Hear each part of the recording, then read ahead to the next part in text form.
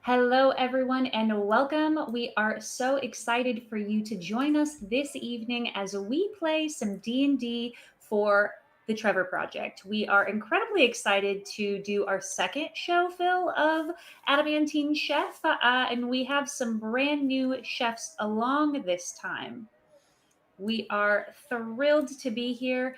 And again, we're raising funds for the Trevor Project, an incredible organization who offers crisis counseling, peer support, advocacy, and resources for LGBTQ plus young folks. So, if you are in our YouTube or if you are in our Twitch chat, you're going to see a pinned chat that has a Tiltify link. You can go there, and every dollar you donate goes straight to the Trevor Project. While you're there, you can also find some really fun ways to help shape the game that we're going to play. Some are more fun than others, depending on what side of the screen you're on. The If you donate, sabotages are the fun ones. the sabotages kind of are the fun ones, and that's a donation of $75 or more. Or you could donate $50 and you can help the contestants. For a donation of $25, you can give one of the contestants a nat 20. For a donation of $10 or more, you can give one of the contestants a reroll. And for a donation of $100 or more, you could make us all roll on the Wild Magic Surge table. Honestly, they all sound like really great options. I think you should go big and stay home while you're watching this. Our first $250 that we raised today is matched by Bogus Cheesecake. They are an Alaskan based TTRPG company making unique content and systems. And our first $500 is matched by friend of the channel, Clever, to ensure that your support to help trans youth makes a huge impact. So I don't know if you guys are like math wizards out there, but that's $750 that's matched.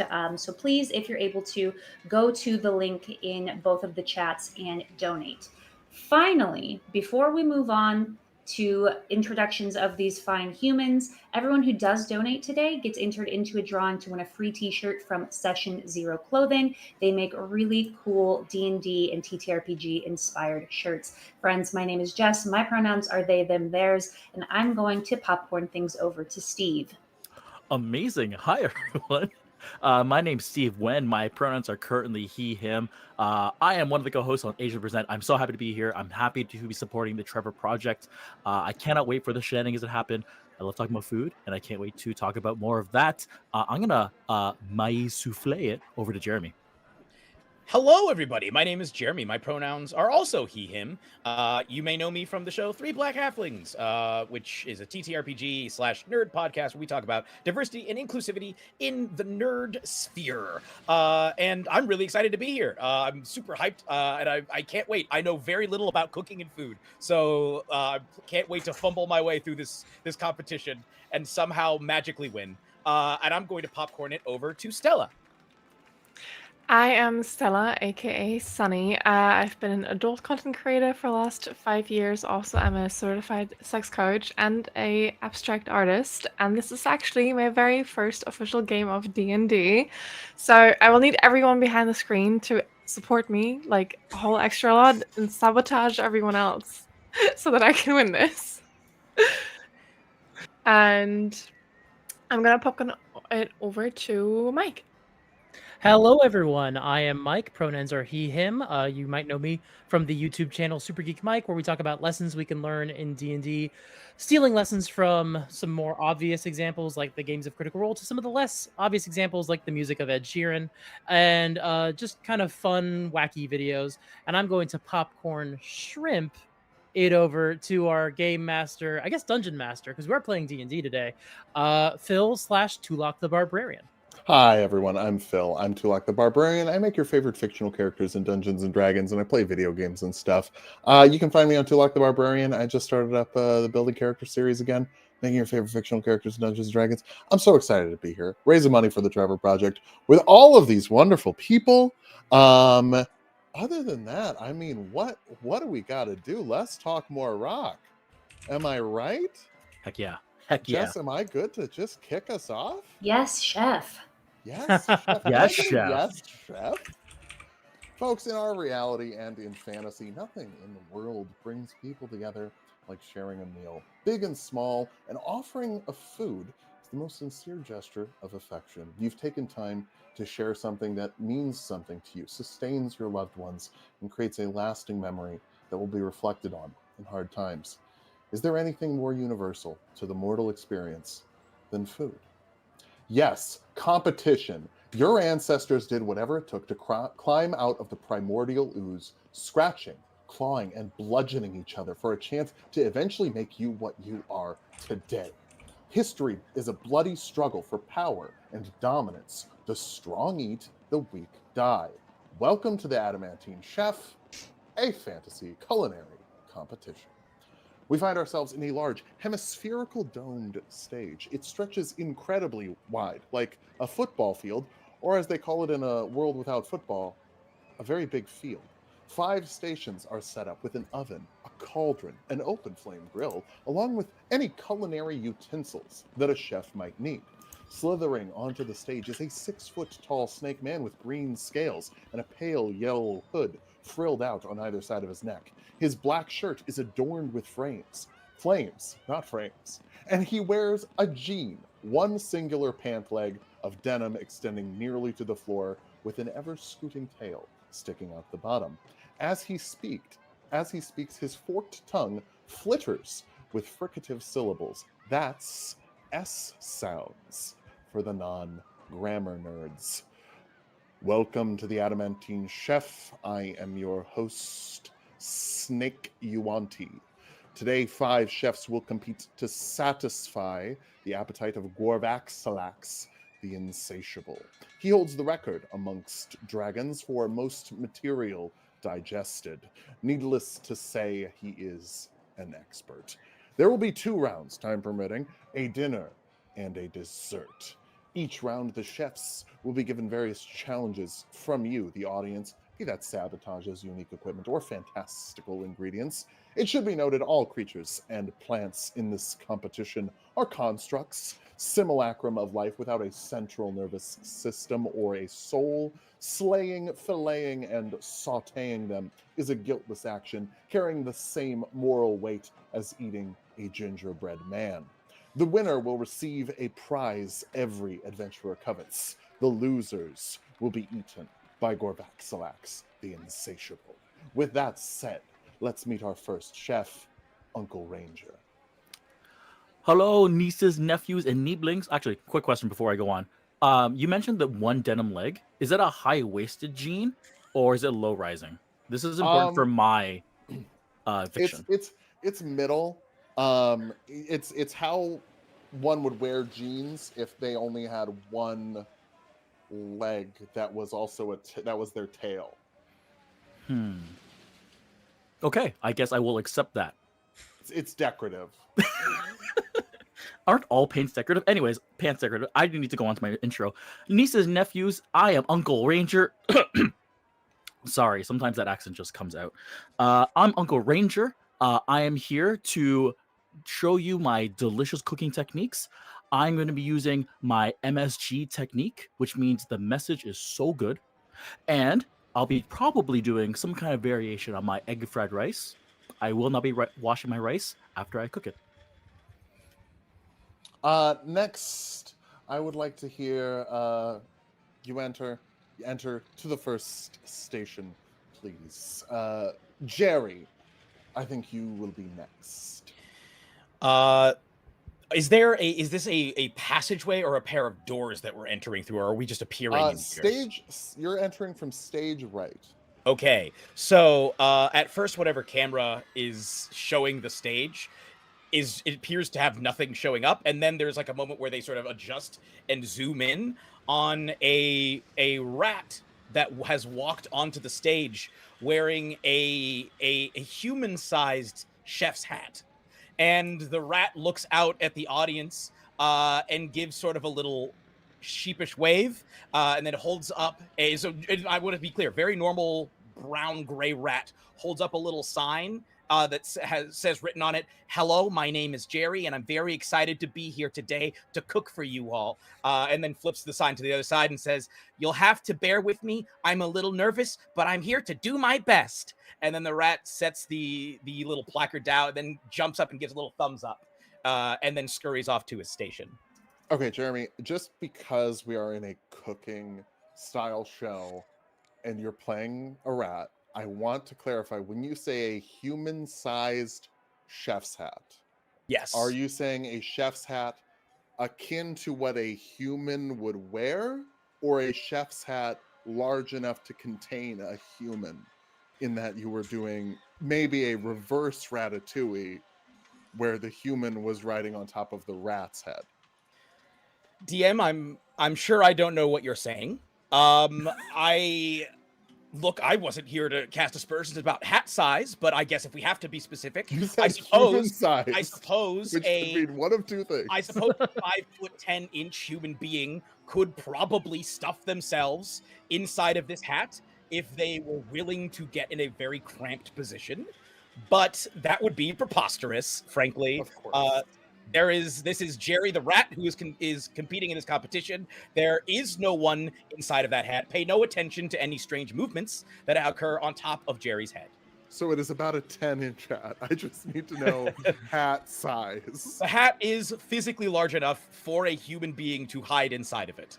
So it is Purely approximately So let's 4 to say about 5 feet high? about 4 feet high, balanced Okay. variously atop Jerry's head. Got it. Okay. Yes, glad I clarified. Chef, to your station. We'll move on to Carl Jr. Hi, everybody. My name is Carl. I don't really know why I got invited here today. I'm not the chef in the house, but when I got the letter that said that I was invited to the Adamantine Chef, I mean, I had to do it. Usually, letters get addressed to Carl Sr. in our household, but not today. It was Carl Jr., and that's me. I've got my dad's cookbook, and I'm probably going to wash my hands at least once. Carl's just like a very small child. They've got like a red mop of hair. They've got like very small wings because they're an ASMR. They've probably gotten hurt in the kitchen because there's like a big, like splotchy something on their face. But it's fine. This is Fantasyland. It's okay. They're not going to get hurt in the kitchen, probably. Yeah, That's Carl. I'm sure this will be totally safe. Chef, to your station. Okay. Up next, confusingly named, we have the judge. Stepping out on stage is a shorter human man, thin, very well dressed, gray hair, spectacles, with a cane that is absolutely decorative. Completely not a mobility assistance. Definitely, it's a spellcasting focus. Looking at a note in his hand, saying, "Yeah, I was also under the impression. So you already have someone judging this. This is Garvaxilex the Insatiable. So I'm Garvaxilex the Insatiable, correct? right. So I'm not here to judge. I'm cooking. Yes, you are here to cook. I see. That does sort of wish I'd prepared some different spells today, but that's all right. I can go with the flow. I'm adaptable. This way. It's this way. Yes, chef, to your station. Because I'm a chef today. Yes. Okay. I would assume if you're a judge, you're also a chef normally. Do you judge without knowing how to cook? It's been a minute, but I can get back into it. I can get back into the swing of things. It's, you know. It's like riding a bicycle, something I'm unable to do. I'm sorry for your loss. I'm just gonna get to my station. Finally, I just walk past the huge chef's hat and I just go, that doesn't feel legal. I just keep walking. Finally, we have Sunners. Hello. Sunners is a sea elf who got kicked out of her clan for being a wild mage, and now she is roaming the streets for food and shelter, trying to somehow master a way to control her magic. Low-key leaving chaos and despair everywhere she walks. Even though she doesn't mean it, she's just really clumsy. Just life happens, and she's actually wondering, and she has one question. I thought there was gonna be food here. Can I eat the food, or do I just cook Yes, the food? you can obviously taste the food you're cooking, but I would recommend saving some for Galvaxilax, lest he become food for Galvaxilax, because he'll eat you. What? Can I eat the rat? You are allowed, as this is a culinary competition, you are absolutely allowed to sabotage your fellow chefs. However, we do draw the line at performing acts of violence that don't look like accidents. Hint. Hint. Okay, yeah. Okay. Jerry has drawn a toothpick and is brandishing it threateningly with both hands shaking very visibly. The whole hat is swaying from side to side as his little body quakes. I think that happens in Silk Song. Yeah, it's so Silk Song. Chef, to your station. Now, this first round, we're going to be making something delicious, nutritious, and some other third word that rhymes with those first two. Okay, the writers, you need to finish your job. We're looking for a spicy dish, but it must also contain elvish sour fruit, which you might guess from the name is elvish. Chefs, to your stations, we're going to do a little tradition we have here, which is everybody go. And now we're going to roll initiative. Amazing. So for our players and for our audience, how this is going to work. Chefs are going to have one round to gather ingredients, to go get something to make a spicy dish with a sour fruit. What are they going to do? Then we're going to do the prep. How are they prepping it? What are they chopping? What are they sauteing? That's actually the third step, is cooking. What method are you using to cook? We'll go around like it's rounds of combat, and we'll do gathering the ingredients, prepping the ingredients, cooking the ingredients, and then people forget about this one. Part 4 is plating. Now, if something happens in any of these 4 steps that slows them down, they may have to do some ingredient gathering in the second step, or do some prep in the third step, and so on and so forth. If you've ever tried to cook for anyone, you know how quickly things can get out of hand. And if you've ever tried to cook on TV, DM me. I'd like to talk to you about that. That sounds interesting. So, we're going to roll initiative, and Stella's going to go last, because she's new to D&D. So, whatever happens, she's last. Sorry. Oh, it did Steve freeze? Yeah, I did. I'm still here, but that's okay. That's a good pose for me, I think. You look great in that pose. Honestly, maybe don't fix the camera. I look think great you in might every have pose, beat- but I will take that on the nose. Yeah. All right, let's roll some initiative. Steve, what did you get on your initiative there? I rolled my d20 and I got 17 plus 3, 20 dirty. Dirty 20. Ooh, dirty. All right. Let's go up to here. I'll track initiative up here. All Just right, if I turn off my camera, will that mess up any overlays here? You're all good, friend. Jeremy, can you roll me initiative? I did, and I rolled a natural 1. Jerry is overcome with fear at Sutter's immediate desire to eat him, and so got really distracted and had to sort of like swivel and leap into action. So that is a total of 5 for me. Total of 5. All right, Carl Jr. I rolled an 18. With modifiers? Yes, 18 Okay. total. Wonderful. Judge. 14 plus 2, sweet 16. Sweet 16. And wow, Sunners rolled a 4. Going behind Jeremy. What did you roll? Me? Yeah. Yeah. I 15 in total. Okay. I'm gonna say it's a 4, and you're gonna go after Jeremy.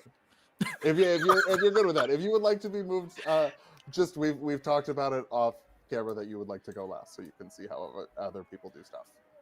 Right. Yeah. Okay. Yes. Cool. Just wanted to make sure. No, we're doing that. Yeah. As a DM, I think it's super important. Rob your players of agency. Change the rules of Dungeons and Dragons to hurt them. That's everyone's favorite. Everyone thing should to do. quote that. Like, Yeah. write that down, credit it, and then put that on Blue Sky. Clip I think you. everyone Cancel. should just help me to eat Jeremy. Yeah. That's how. Maybe that's how this all ends. I'm Everybody 8 goes, years old. I can't help with that. That's too so- dark Oh, for you're me. junior. Uncle Ranger, what a shocker. Our Ranger got the first in initiative. Yep. So I need to go and it's my first goal to fetch ingredients to plan. I missed this instruction. Yeah, gather ingredients is the suggested first thing to do. Now, inside this hemispherical dome suddenly springs to life a almost refrigerated area full of various ingredients. Anything you can think of that is edible might be in this refrigerator. It just depends on how good you are at finding things. Excellent. So, Uncle Ranger is going to start with a classic spicy ingredient here. We're going with the Thai's bird eye chili. I am now saying that Thailand is now canonically in this realm. Yes. I guess. So bird's eye chilies, I have great memories of them. As a kid, I would touch the peppers and then I would touch my face, and I learned not to do that. It only took me like 2 or 3 tries. But bird's eye chilies, great spice, good flavor. I'm gonna try to find some of these.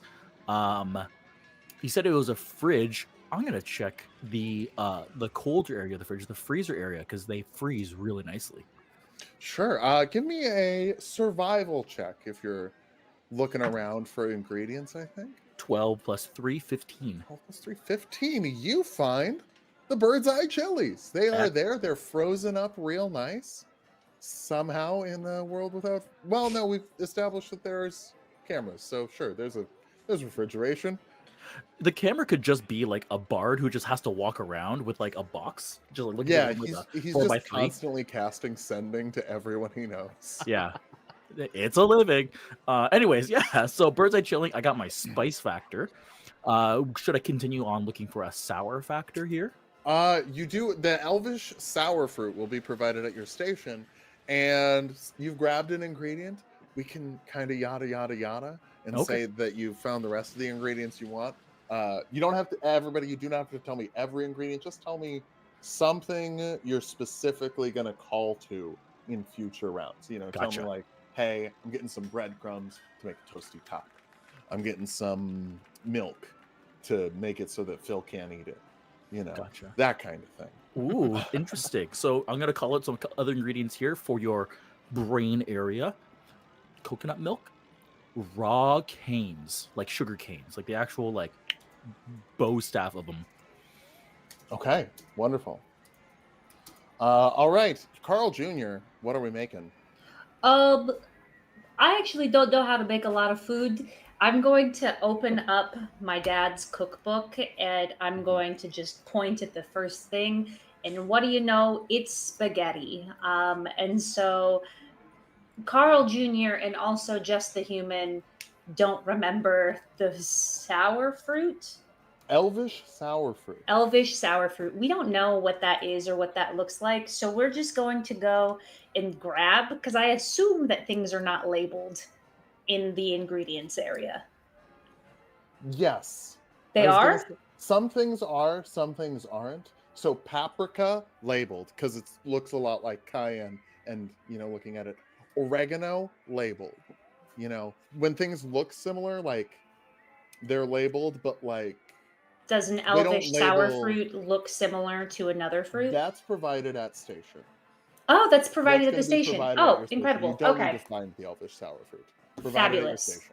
We're going to go and we're going to get angel hair. We are going to get maybe just some like ketchup as well as tomatoes. We're gonna get a little bit of chili powder, a little bit of cayenne powder, some salt, some pepper, and I think just like a loaf of bread. Okay. You Hmm. named a lot of things, but I Yeah, heard angel hair. So I'm I'm gonna need I'm a carrying it like this in okay. my shirt. I am gonna need a religion check to find the angel hair. Oh, because Would you angels. say that I have advantage because I'm an ASMR? I would. Amazing. Just chef's kiss. This was a joke. It's now serious. Fabulous. Well, I rolled a dirty 20 on the first roll. Okay, you successfully. You see a bunch of pastas over in one corner, and then you see a glowing pile of the thinnest pasta you've ever seen. Maybe even like the thinness of a single hair for each strand. This is real angel hair that you have found. And you also find salt and pepper and bread. That's And I don't find any of the other stuff? no, you find all of the ingredients you were Oh, asking for. okay. By the way, everybody, salt and pepper provided at the station. Well, I'm just an 8-year-old and I don't know this. Maybe you should have told me that. You just said go. That's okay. Whose fault is that? I don't. I'm assuming anyone who accepted an invitation to this cooking show would know that basic spices like salt and pepper are provided at station. Okay, but I only go out to eat at like my dad's tavern and he doesn't let me watch TV, so how would I Oh. know? Wait, so you're like not caught up on Breaking Bad? I don't even know what that is. Why That's would you break bad?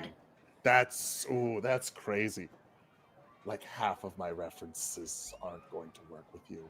What is a fine. reference? A ref? What is a reference? How young are you? I'm 8 years old. What's I a feel like reference? reference would hit. Oh, the you would know them vocabulary as by then. memes, Carl Jr. Oh, Beebs. Okay, thank you Memes. so much, Judge, because that guy is just being really mean. Are you shaming me? I'm First so of all, sorry. am I getting paid for this? Picture Farquaad from Shrek and just the letter E. Does that do anything for you? Yeah. That's probably old even now too, isn't it? Oh man. You know what? Can you leave me alone? I think you gotta go bother somebody else. I'm busy. I'm so sorry. I'll leave you alone to your skippity riz. Apology accepted. Gonna move on to the judge. The judge is gonna make hot wings, looking for ideally Phoenix wings, Sure. because those are the hottest of wings. Yeah. And would love to find one of those sauces they use on hot ones. Okay. Wonderful. We're give hoping me- for not the bomb, because Okay. that would sort of go too far. Would you say you're investigating labels? You know, I just might say such a thing. Why don't you give me an investigation check? That God, I'm is stuck on the S's now. I'm trying to talk without making my S's long, and I'm stuck on it. I think you should embrace sit. Just be a snake man Little pizzazz. in my life. Okay, That give me an investigation check. an 8 plus 3 for 11. 8 plus 3 for 11. This is a large refrigerated unit. With an 11, you're not able to find the hottest hot sauce you're looking for, and you're not able to find Phoenix wings. You do find Griffin wings, Okay. which are pretty good, but they're Yeah. very large. Much larger than I was hoping. I would have. Yeah, I would like have the- ideally wanted cockatrice wings if I couldn't find Phoenix wings, but it feels like if Oh, sure. Griffin's what I'm coming out with, that's I- a new challenge. Cockatrice is so gamey, but if you want cockatrice, we can do cockatrice. I like the challenge of Griffin. Sure. Okay, great. Yeah, you get those Griffin wings. It looks like it's like a full ham hock, which is perfect because whenever I'm eating a chicken wing, I love that it's 8 days of massive. leftovers. Yeah, it is funny. Like the places are. Sorry, we don't have to talk about the arms race of large chicken wings where it's like this is just a drumstick. This is a drumstick and thigh. That's not a wing. Anyway, sorry. You find that, and then you find a hot sauce with a label that is in a language you do not speak. It's not common or gnomish. It's not common or gnomish, but Rats. it looks good. There's a cartoon of a snake with like fire coming out of its mouth. So that's probably good, right? I just look at it and I'm just like, yeah, I'm not eating it. I'm not the judge, so we'll see what happens. I want to call out that saying rats as a derogatory is like very insensitive for this particular competition. I'm the friend that's too gonna say woke. anything. I wasn't gonna say anything. That's so true. Jerry, how do you feel about that? A chef has just muttered rats underneath their breath. Jerry As we is go to going to surreptitiously. Jerry, hearing this, is already on edge. Jerry, are we allowed to sabotage each other's dishes? You are Allowed is an absolutely interesting allowed term. to sabotage dishes. You are not allowed to harm your fellow chefs in a way that doesn't look like an accident. Okay. I would. Okay, so yes, when it comes to my turn, I will enact my evil plan. Oh, it's your turn. It's my turn. Great. So Jerry is like sort of playing with his whiskers, looking around nervously. Then he sort of like twitches and starts scurrying off. He plucks one of his own whiskers out, rushes over to the molecular gastronomy table, dips his whisker in wax, and then pulls out a tinderbox, lights the whisker, and is going to run around the inside of the larder trying to see what catches fire or explodes. Huh. Arson check. Okay. Yeah, this would be a tools check, wouldn't it? So give me a solid. Probably just a tool check. What tool proficiency? Okay. This would be flint and. I have thieves' tools, and I think that's how I have this. So Okay, give me a dexterity check. Okay. That is a 21. You know, because Actually, wait, no, sorry, 25 or 26. Because No, 22. Jeremy is rolling, I think this is the really perfect time for us all to do our first wild magic surge, right? That's Ooh. so true. So well, we're thank you centering so that much to on- whoever donated that. Thank Yeah. you. On Jerry, Thanks, we're Steve. gonna do that. I'll roll the D100. All right. Oh nope, that's a D6. I need the 100, please. All right. Let's not get the one that does fireball and kills everyone at the table. I have 7 hit points. Yeah, I'm an 8-year-old with 6 hit points. I rolled a 57. Classic 57. For the next minute, I swear to God, I will screen share this. That is what I rolled. But for the next minute, any flammable object you touch that isn't being worn or carried bursts into flame. Amazing. Mwah. You got those hot thingies. And sorry, I want to clarify. This just applies to Jerry, or is this everyone? Well, we so do a we wild should. magic? Do we all want to roll our own? Oh, we can. Yeah, we can. I'll do take that We'll- result. We'll do That's- on following turns. Everyone gets a wild magic roll, Okay. which means Sunners, it's going to be nice and complicated when we get to you. Yay! I can't wait. That's what I wanted. It's great. It'll be fun. So yeah, everything you touch is on fire. You don't even have to do the wax thing, but you did. You just did it so good that now your hands are flammable. My hands are flammable. Not your Or whose hands. hands? My Jerry's- hands are flammable. Jerry's Oh, hands why are couldn't flammable. my Okay. hands be flammable? We'll see when we get to you if I roll a 57 again. I would like to then, I guess, touch everything that can burst into flame and let out a squeak of shock and fear, but then suddenly that's overridden by like a squeak of joy. And I'd like to gather up all of these flammable items and start just piling them on a plate. In trying to make it basically what this has now become, because everything is on fire, and fire is surely the greatest spice. I would like to. This has basically become me sculpting, creating presentation at this point, and trying to keep everything aflame. But Sure. there's one other thing. There's one other ingredient that I would like to include. Actually, 2 other things I'd like to do before the end of this. I would Okay. like to, as a rat, my rat instincts take over, because there's one other thing that is extremely spicy for rats that is not fire. They have Are there any wires in this TV set? That is going to require a nice little. I think this would also be investigation, perception, if you want to use perception. Okay, I'll use perception. That is an 11. 11. You do not see any wires, unfortunately. You do set a lot of stuff on fire, and now we are basically doing this all in the trailer I saw for Avatar 3, where everything's on fire. And it's anything that's not being worn or carried, correct? Not being worn or carried. So all So of the chef's hat is untouched. The chef's hat is untouched, and all of the ingredients you're holding are not on fire. Your chef station is decidedly on fire. It's on fire. Okay. Okay.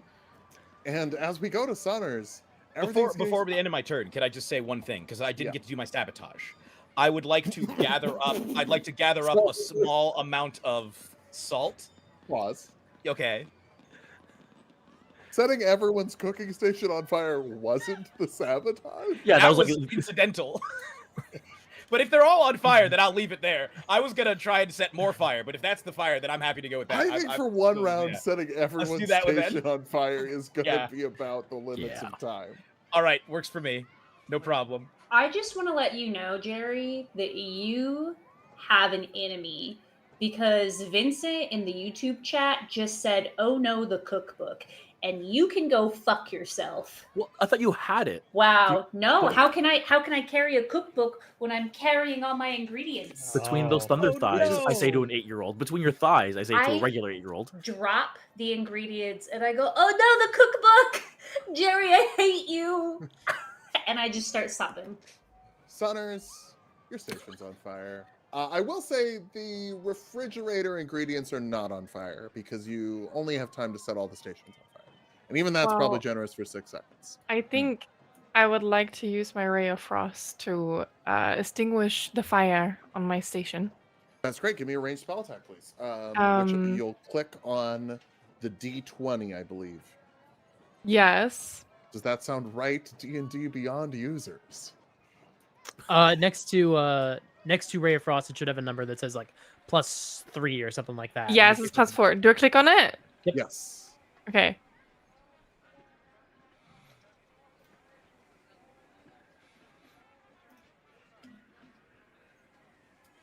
You should have. Oh, I've rolled a 20 and then it's +4, so it's 24. Stop it! No, come on. This happened last time. So we did a practice session because Stella had never played before. Her first 2 rolls were natural 20s. Did she have another roll after those? Not that I recall. It was not a long session. But it's always the attack spells for some reason. That's good. D&D Beyond just recognizes. Her first 3 rolls in Dungeons and Dragons were nat 20s, which statistically is a 1 in 8,000 chance. Yeah. I hope I didn't use up the luck for the rest of the year. Yeah, I'm gonna DM you asking for lotto numbers, and then I'm gonna go buy a lottery ticket with. Yeah, I got you. You successfully cool off your station, and there is no damage whatsoever. You freaking just put that out right away. You're still gonna be a bit behind because you haven't gathered ingredients. However, everyone else's station is still on fire, so that's kind of an advantage. Oh, also, I guess Jerry, you didn't set your own station on fire, right? No, I just set the ingredients on fire. Like I'd set them down, and then I'm trying to sculpt them into a big flambe got it. statue of food. Wonderful. That is it for the prep round. My cat has been fed. She'll be less loud. Good news, everyone. Did Sunners? I have a question. Did Sunners get a wild magic roll? Oh no! Ooh. You're so right. On the ball. You're so right. Let's see what wildly magical happens. That's a 39. Unless 39 is the one that blows up everyone. Classic 39. Nope. 39 is you regain 2d10 hit points, which would matter if you had lost any life. But you know, in the same way that like when you get like a nice pat on the back from a friend, it doesn't matter if you were injured, it still feels nice. You just have this feeling of joy and wonder flow through you. And you know what? Maybe some temporary hit points. I Which- think, you know, the feeling of joy is definitely going to enhance my cooking because you know what they say, like, Joy, you taste the joy. yeah, you taste the joy. Taste the joy. That's gotta be That's what they say for Skittles. That's gotta be like a Taste the Dan joy. Yeah, I was gonna say it's gotta be some like yogurt I bet slogan. Skittles give you 2+ hit points as well. Yeah, it's true. also on the bag, yeah. Yeah. Steve, we're heading back to Uncle Ranger. Oh, In round 2, prep. You've got all your ingredients. Your station's on fire. Station's on fire. Okay, so the plan was to make a smoothie to go with some hard-boiled eggs here. I'm in like a certain mood where like everything that I eat has hard-boiled eggs on the side, but that's like a Steve problem, not an Uncle Ranger problem. But my station's on fire, so I don't have a blender. I have no ability whatsoever to take out this fire. So I think I'm just going to move myself away from my station. Who needs a station? Don't need it. Nope, I'm going to manually blend to make a smoothie.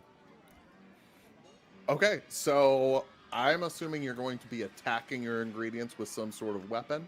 Absolutely. So I think both daggers come out. I don't have a 2-weapon fighting, but that's okay. This is a non-combat situation, but we got knives and we got gumption. Yeah. Also, the 2-weapon fighting just lets you add your modifier to the bonus offhand weapon attack. So, like, who cares? Oh, yeah. But also, let me roll your... we'll say the wild magic surges all happen at the end of turn. It's an end of turn trigger. Sounds good. I've got that ready for you. Excellent. Okay. So, sour elvish fruit. Uncle Ranger has never used it before. However, soursop is a fruit that Uncle Ranger has a lot of interest in. For those who don't know, soursop is a very common fruit in Southeast Asia. It kind of looks gross. It kind of looks like green skin pear that's really big, and on the inside it has like very stringy, fleshy meat, which is like very unsettling if you're not used to that kind of thing. And it tastes sour. But when you make a smoothie with it, with pineapple and coconut and sometimes avocado, if you want like a good like mouthfeel, it's actually really good. If you ever go to like a Vietnamese restaurant or something else, you see soursop smoothie, absolutely give it a try. It's going to like mess with your brain a little bit, but in a good way. So okay. Uncle Ranger thinks that elvish sour fruit can be used this way. So we're gonna chop that up manually. Wonderful. Give me a good chop check. Give me 2 attack rolls. Yeah, so I'm going to give you 2 attack rolls. I moved my cursor away, but I, of course, have +5 to that. So on the first one, I get 18, and on the second one, I got only a 7. Okay, so which are you chopping first? We'll say the chili, the Thai chili, or the elvish sour fruit? We're going to start with fruits. We're going to build a smoothie base. Okay. I have plans for this chili later. Okay. We're starting with the fruits. Chop them up. It's not a super even chop. I will say you get them in mostly smoothed out texture, but there's going to be some chunks. You might have to sell that to the judges. I think Uncle Ranger is ready for a rustic smoothie. Yeah, the rustic, just skin on smoothie. We all love it. Just like Grandma used to make. Just like Grandma used to make. Wonderful. We're gonna go to Carl Jr. But maybe a wild magic. Well, wild magic. You're so right. Hey, can you roll me a D10? D100. No, you're gonna roll me a D10. I already rolled the D100. I got a classic 9. Classic 9. Your age changes by a number of years equal to the roll. If the roll is odd, you get younger. If the roll is even, you get older. 9 years. Younger. Oh my god, if that had happened to Carl Jr. Yeah. So that would be so funny. Luckily, Uncle Ranger has some age that is somewhat ambiguous due to being just a Asian man who generally takes care of their skin. So they de-age 9 years and look exactly the same. You're now brother Ranger, like yeah, uncle, like no one's calling nephew you Ranger anymore. Yeah, but okay. Now we're gonna go to Carl Jr. and I will roll that D100 for you as you tell me what to do with your station on fire, your book's on fire. Yeah, I am just honestly pretty sad. I'm waterworks over here, but while I'm waterworks, I'm gonna go and I'm going to get a large pot and I'm gonna fill it with water. I assume that there's like some side stations. When I do that, I'm going to take the pot and I'm going to put it onto the fire to start boiling my water. I actually probably wouldn't even put salt in it. I haven't seen my dad do that. I don't pay attention in the kitchen. Okay. What I am going to do though is take my angel hair. And because it's easier for me to eat this way, I think it's going to be easier for the judge to eat this way. I'm going to break my angel hair in half. Okay. And I'm going to put it into the pot before it starts boiling. Sure. Can I roll some psychic damage for my character? Okay. This is all pretty simple stuff. Uh-huh. I think what I'm going to ask is, since you're in the station as it's on fire, I'm going to ask for a dexterity saving throw to avoid all the fire so that you don't get hurt. 21, because I rolled a nat 20. 21! D&D Beyond said, not on our watch will we let a child Wild. be injured. You successfully managed to cook. You break that pasta in half. It's easier to eat that way. Definitely not harder to keep it on the fork. You get that angel hair cooking. You get the water boil. The water boils actually faster without salt in it. When you season your water, it boils slower because of the chemicals. Fun fact. You're also going to learn some cooking things here, but you should do it anyway because, like, you want your pasta to taste good. It's fine though. Yeah, it starts cooking faster, and that's great. Hey, With how about a wisdom saving throw? Okay. With Because I rolled your the... D100. Oh, okay. Oh. 16? 16. What's your charisma? Oh. Like the modifier or the big number? The modifier, please. +3. +3. Okay. You're good.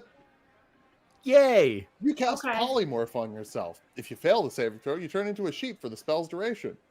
You pass the saving throw. You're not a sheep. Okay. Cool. It's With good. my like 3 minutes before my pasta is done boiling, I'm just gonna kind of mush the tomato with the ketchup and also the sour fruit, and I'm going to, taste it a little bit. So I would say this is something you would probably do with your next round. Oh, okay. Because you already started cooking. That would maybe be a prep thing. You can do them in any order. It's kind of fine. Basically, just 2 rounds to tell me what you're doing to cook. Heard. Does that make sense? Yes. Okay. Wonderful. You've got pasta cooking. It is cooking. It will be properly cooked unless something happens. Judge, what's Well, up? it's a good thing. Good thing Carl Jr. didn't turn into a sheep. That would have been bad for you. Ooh. Hey, that's something Hey. to joke about. Sorry. All right, Sorry. let's I'll chop these I'll shear that off of my plans going forward. I'm gonna behooves go me ahead to and take stop you. the Griffin wing and just put it on the prep station and just start applying the seasoning across it, just cooking it on my prep station. Sure. Pretty basic survival check. Alrighty.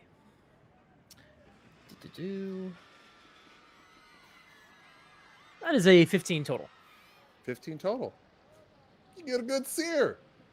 You get a Fantastic. good sear. You slap it down. As it's cooking, the steam sort of comes out. Then, next to you, golden white mare with a long horn. Hey, you got a pretty good sear on that. I'm a Thank you so unicorn. much. I showed up because of wild magic. How are you? Oh, things are great. Are you able to like help in any way? I'm not able to do that. Can I? This is probably rude, but I'm just gonna Sure. roll the dice on this one. Can I? I take the sour fruit. Can I juice this on your horn? Give me a persuasion check. Persuasion is natural 20 for a 22. Unbelievable. It's 3 so far. Look, This horn was made for juicing, and that's just what it'll do. Okay. Fantastic. Thank you so much. And I just start juicing the horn because I'm going to use the juice and try to make a sweet and sour sauce. Yeah, as it's dribbling down. Oh, can you keep it out of my eyes? Yeah, of course, just- of course. Everyone knows that Elvish sour fruit is very spicy. You don't want to get it in I your think eyes. this is the point where I would just take my hands and cover the kids' eyes. You know, I don't think this is PG enough. Yeah, What's going on? As I It's do this, okay. I ask, Okay, hey, don't.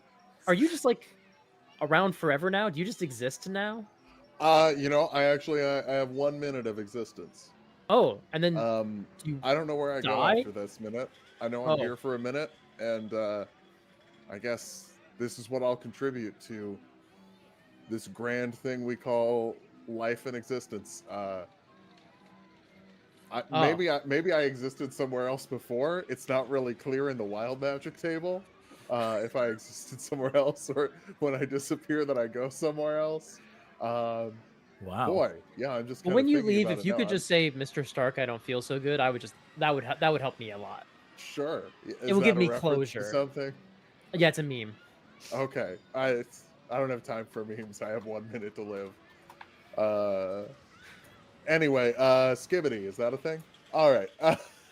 We're gonna go to Jerry. Okay, so Jerry is trying to, as I said, has basically picked up a pair of gigantic, like human size, not the size of actual human beings, but human use size knives, and is going to be trying to, I guess, sculpt this flaming monstrosity into a true work of art. Sure. Are knives the best tools with which to sculpt fire? Ow! My cat has claws. Well, I'm not From her sculpting the neck. fire. I'm sculpting the food that's on sculpting fire. the food inside the Yes. fire. Yes. Let's do a dexterity saving throw. Okay, here we This go. sounds like it is not the cooking show or the culinary school way to Yes, sculpt so the that food. is a 10 in total. 10 in total. You're getting burned. Oh boy. Oh, You're no. gonna take a nice hot How burned are we 4 talking? fire damage. 4 fire damage. Half burned. I'm now half burned. Ooh. You're gonna be the Two-Face of rats. Just a little bit more burn, and I bet you're quite crispy. Yeah, Sunners, you smell something good coming from the other station. Sure as hell am. No. Which is wild because everyone's making food, but you're just like, I gotta eat that rat. Yes, I came here for food. You know, it's like when you're on vacation and you pop into Mickey D's because you know what it tastes like, and sometimes that's just what you want. And Yeah, you I know bet the Jared taste of tastes rat. just like home. Yeah. All right. Now let's do the sculpting check. Okay. That I think is going to be a performance almost. Okay.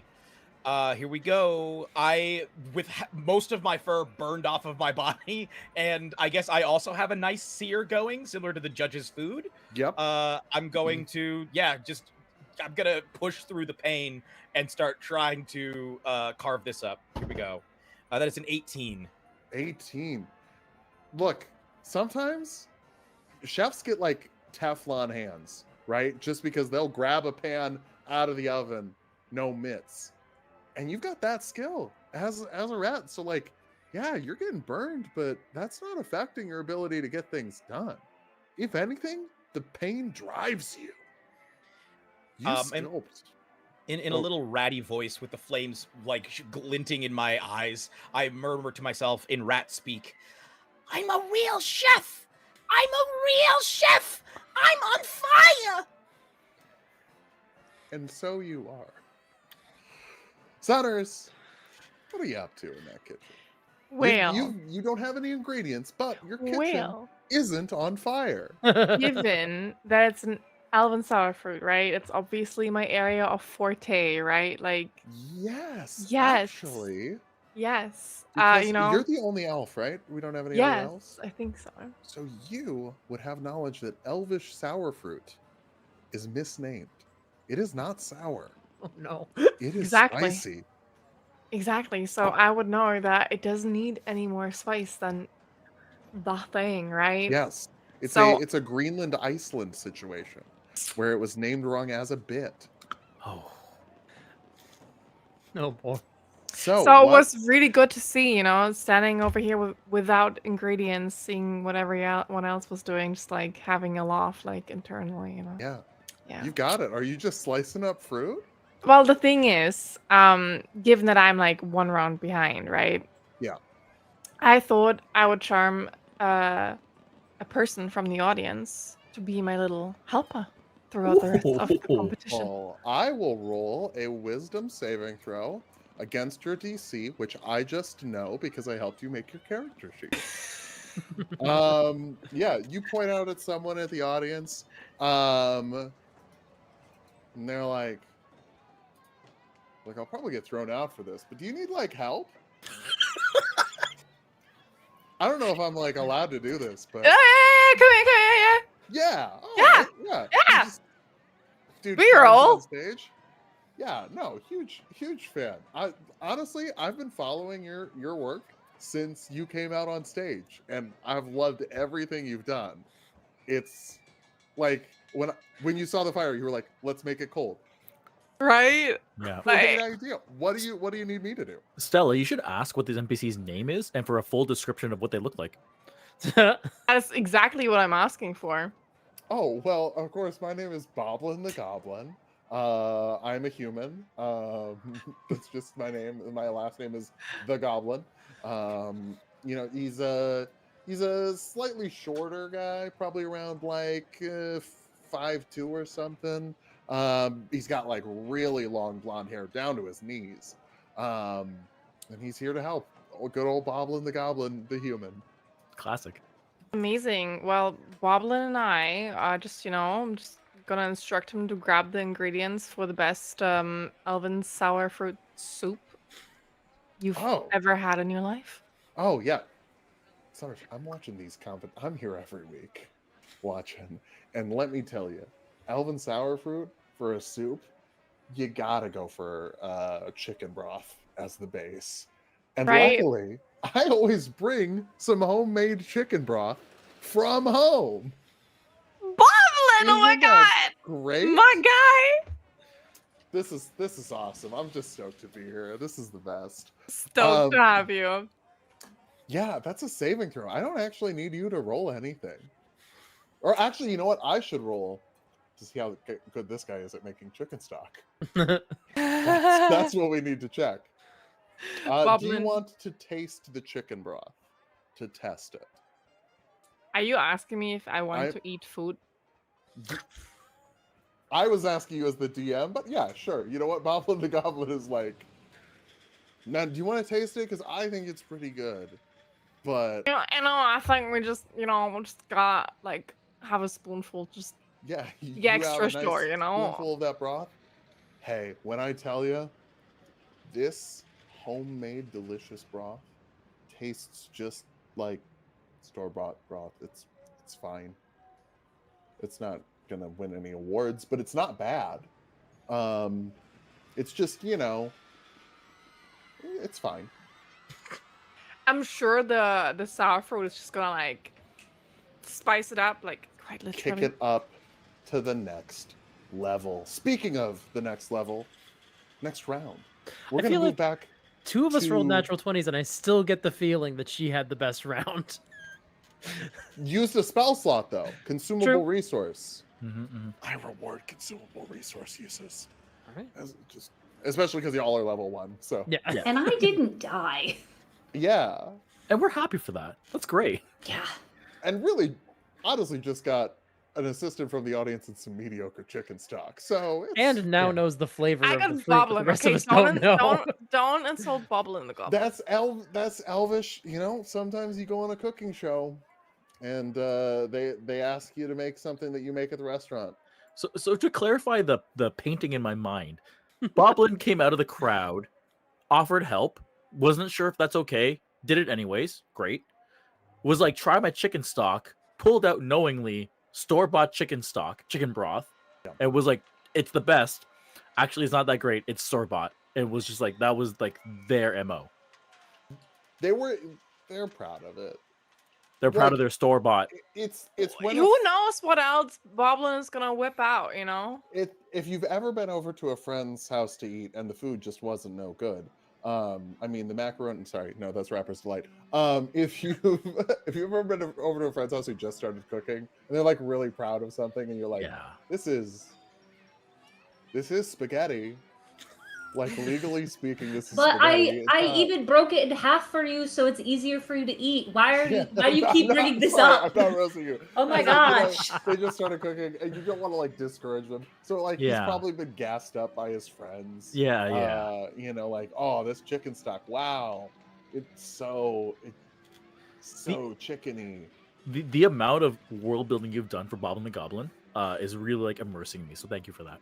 Yeah, of course, because Boblin the Goblin human. is The human.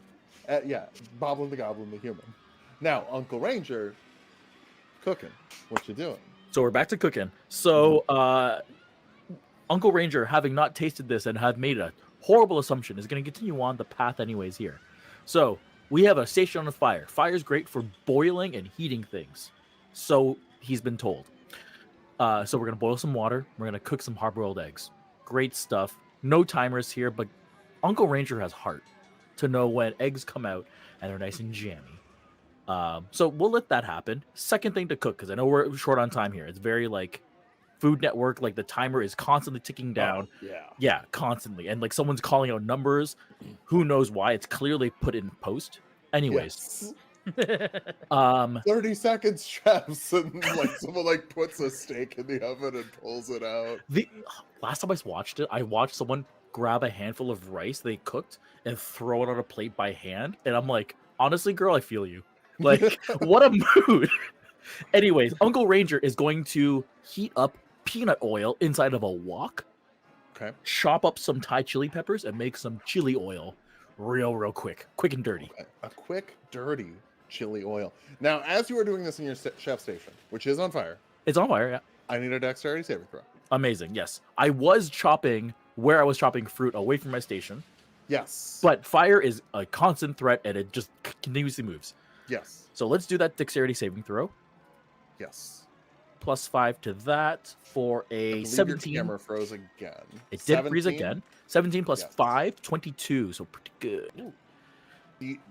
DC, you cleared it with the 17. You're good. Amazing. Other than that, now let's do. You're juggling a lot here. Juggling a lot, yeah. So I think this is a dexterity check. If you have sleight of hand, you can add it. Not that you're trying to do anything sneaky, but like there isn't like juggling as like a skill, you know. So I'm saying sleight of hand. I'm though going to dexterity suggest. Broadly means hands. Anyway, I'm going to suggest, if you're open to this, a performance check. I'd allow it. Okay, so we're performing here, of course, on the grand stage. So I get +4 to that versus my +3 for sleight of hand. I'm rolling pretty well today. 15 plus 3, 18 total. 18. You do what you want to do. You get the quick chili oil brewing up. You got the boiling going.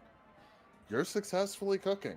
Excellent. Do you need my final plate on this round, or are we waiting for We're one going more? to do plating round after this. I think I'm good. I have no more actions left to sabotage, but I'm going to give a dirty look to everyone. Kind of like, this is my game. Intimidation check. Oh, okay. Let's do that. I'm going to get a different die because this one's running really well. 18 plus 2, 20 dirty. 18 plus 2. Hey, it's fine. This is a PvP intimidation check. Other chefs, you're intimidated. Role play accordingly. I'm not giving you the frightened status effect or anything. We're going to go to So Carl. to flavor that, I want you to Yeah. picture an Asian man like myself who had like leg up the entire time, just like talking to the camera, and all of a sudden leg comes down. And like that's the level that we're cooking at now. Judge instinctively casts mage armor on himself. Valid. Spider-Man stops laughing moment. Yeah. Jerry falls into his own hat. Okay, we're going to go to Carl Jr. And also, we're just a little tight on time. So everybody, let's try and make our turns quick. Which was not me saying anything about Steve. I'm making the turns longer. More for me.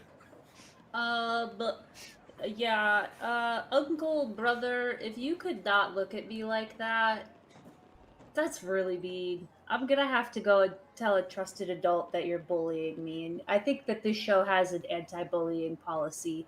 Anyway, Carl Jr. just goes and takes their ketchup, takes their tomatoes, and starts mushing them together. They aren't an elf, so they don't know that elvish sour fruit is already very spicy. Very unfortunate that they picked up chili and cayenne pepper to make this spicy to counterbalance that sour fruit that they thought they had.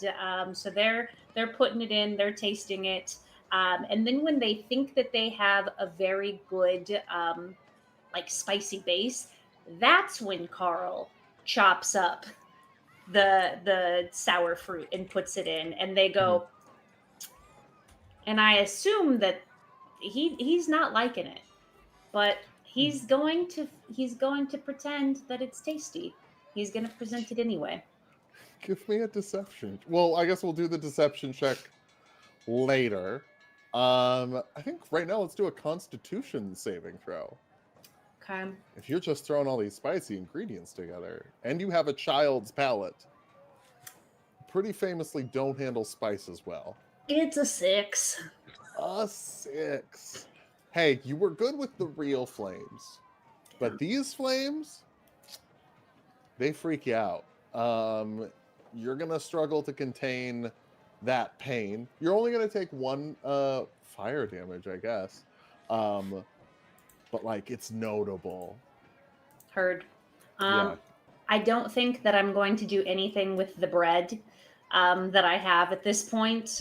Instead, I'm just going to work on combining and not plating, just combining this Sure. really shitty sauce that I've created with my beautiful angel hair that I have that is broken in half. Judge. Judge is going to take the juice from the fruit, from the elvish sour fruit, and he's looking for the sugar, which he is hoping didn't caramelize in the ruins of his prep station, because he's trying to put together a sweet and sour sauce. Okay. I was actually already going to cast Mage Armor on myself anyway, before you'd even mentioned that you like it when people use spell slots. This was always my plan, because Sure. I'm going to be handling a huge burning griffin wing. Sure. Okay, so you've mage armored yourself. It's sort of the equivalent of like a giant oven mitt. Exactly. Like surrounds you as you pick up this giant griffin ham hock. And sorry, materially, what are you doing? Putting together the sauce. Wonderful. So okay, this is going to be whisking. Okay. Thing, right? Probably, presumably, if you're trying to bring things together, if you're trying to get an emulsification. Yes. Yeah, that's dexterity. Just dexterity check, or If you got sleight of hand, you could add that. yes, there it is. That is a 12 plus 2, 14. 14. As you're whisking the sauce, you see it starting to break. The water, the oil, they're breaking. But you just go a little bit harder, and you bring it together. This is the moment where the camera's panning in, and it's like, oh, the sauce is about to break. The sauce is about to break. Like the most tragic thing in the world is happening. Exactly. You bring it together. We love to see it. Just And barely, though. I look at the unicorn, and I say, any chance you're going to stick around for plating? Because I would love to present this as Pegasus wings, if you're up for it. Oh, so that's a different kind of horse thing. I know. Is this offensive again? Like are you a human? I am a human. Yeah, like it'd be like if I was like, hey, are you like an elf? Like, it's like I have been, but that was a long time ago. That's fine. Hey, then you would know that the elvish sour fruit's spicy, right? What? Yeah. Hey. Anyway, bye. Don't exist anymore. I just looked down at what I just cooked or just put together. And everyone, that unicorn still exists. He's off somewhere else, and he's happy.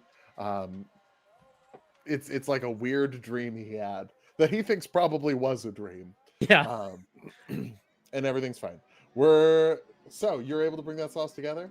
You have the mage armor to protect you from the stuff.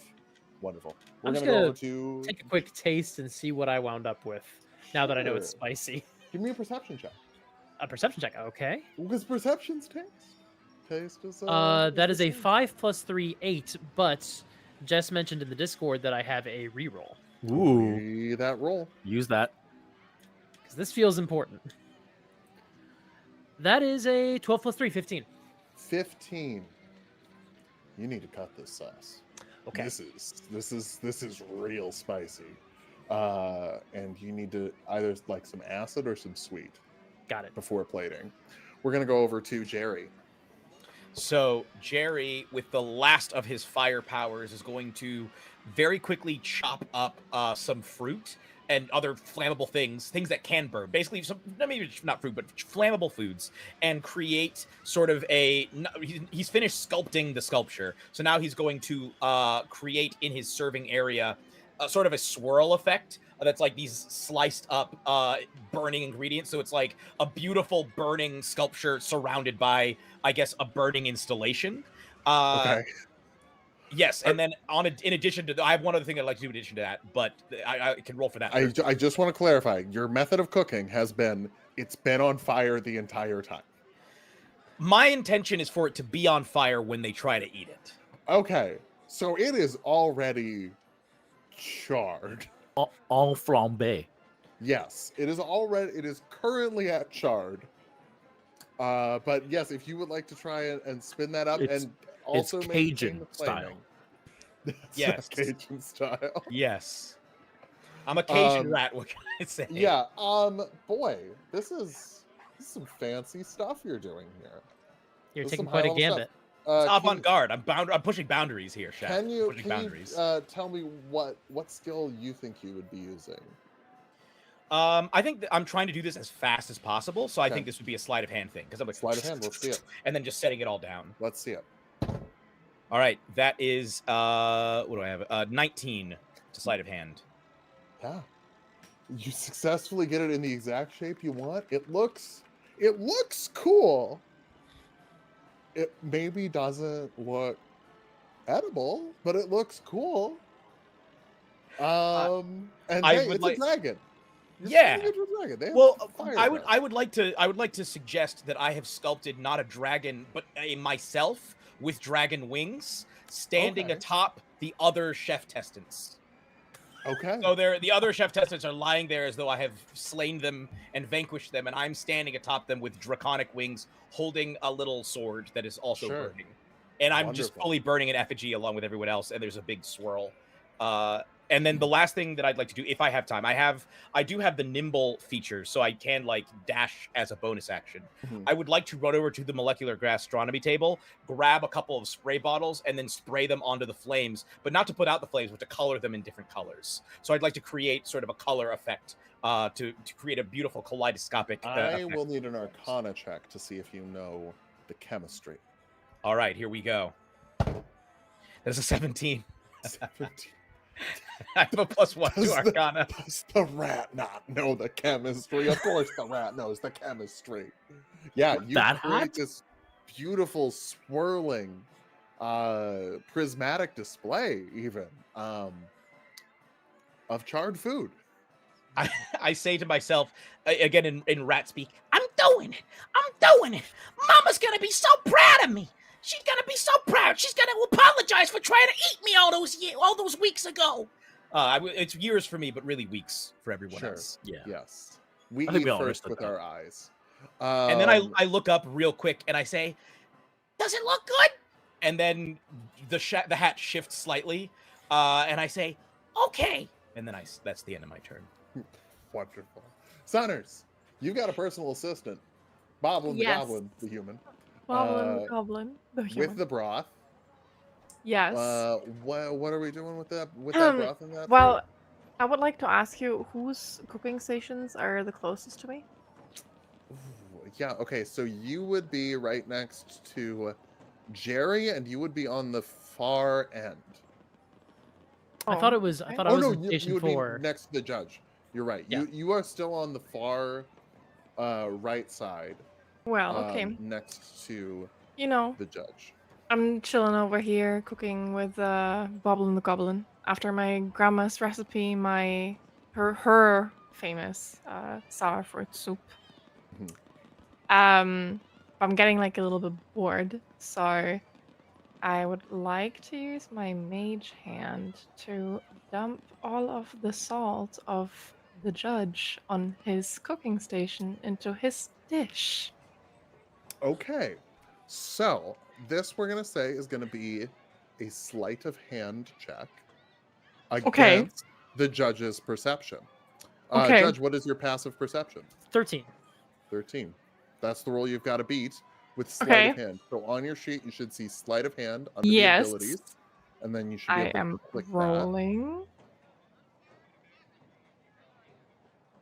It's 4. to 4. Your mage, your ghostly hand, reaches over, grabs the salt. It's going towards the dish. Judge, you see a floating hand carrying salt over to your dish. I just look at him, just like, I assume this is another spectral assistant. Thank you. I'm not going to use this right now, but thank you. Unicorn, Unfortunately, are your you still here? sabotage has failed. Oh, you think it's the unicorn? Oh no! It's only existing for a minute. Rip.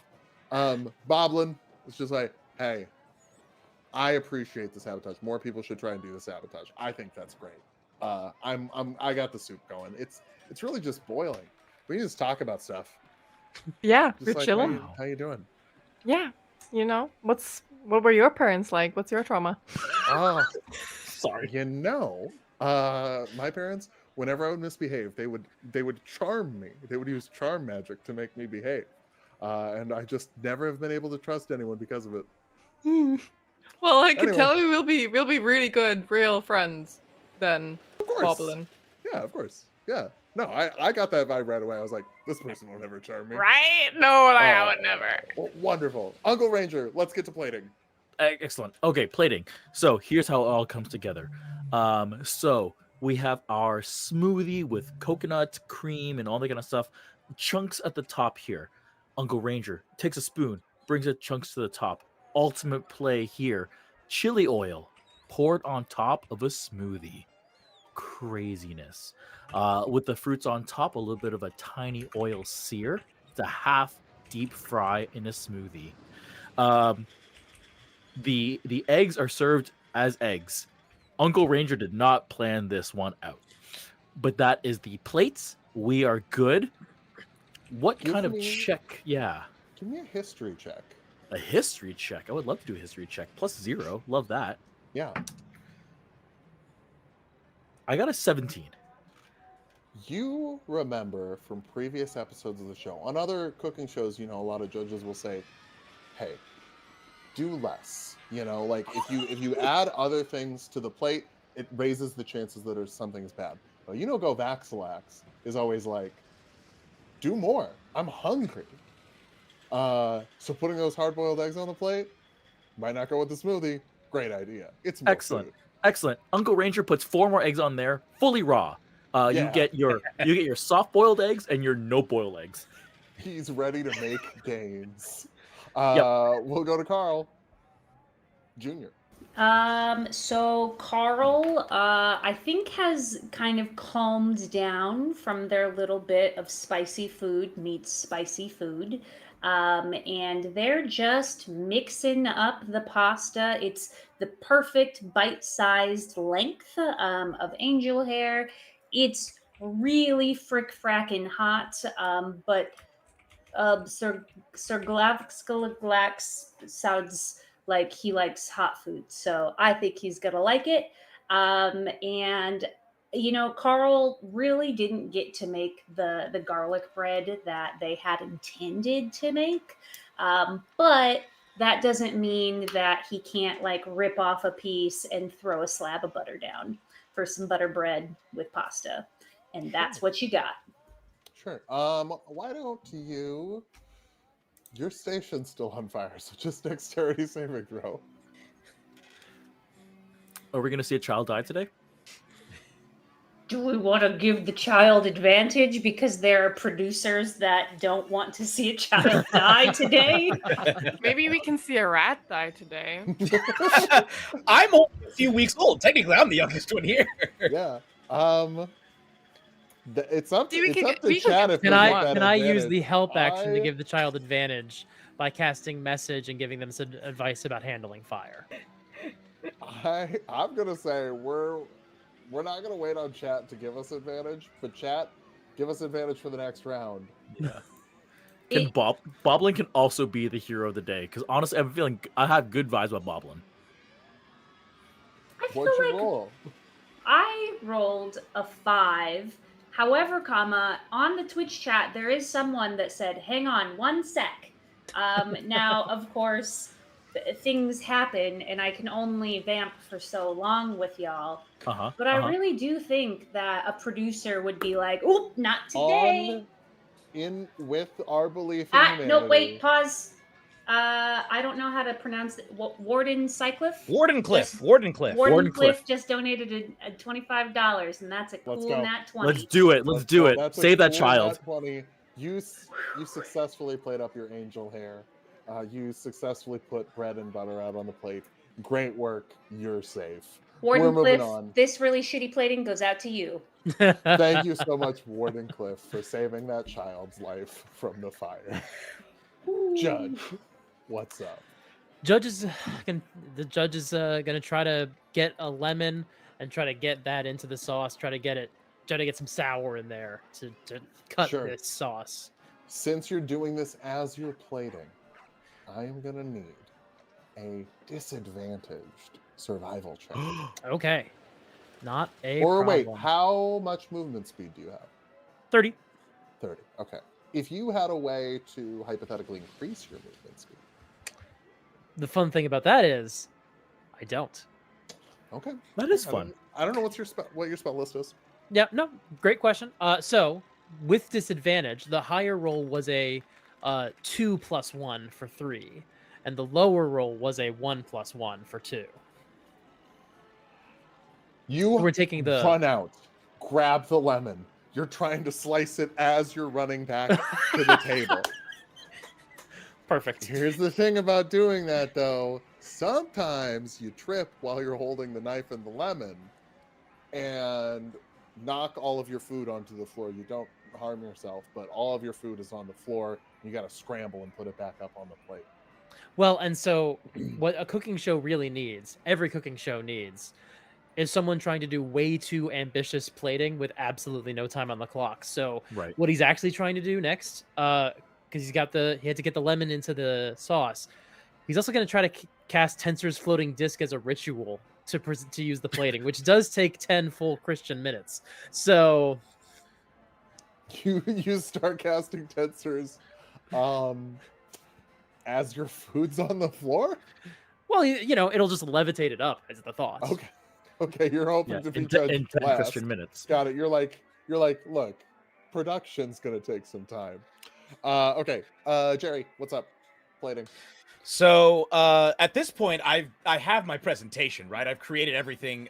There's really one last thing, and I tried earlier, and I think Jerry once again is like, no, I think it's the perfect capper.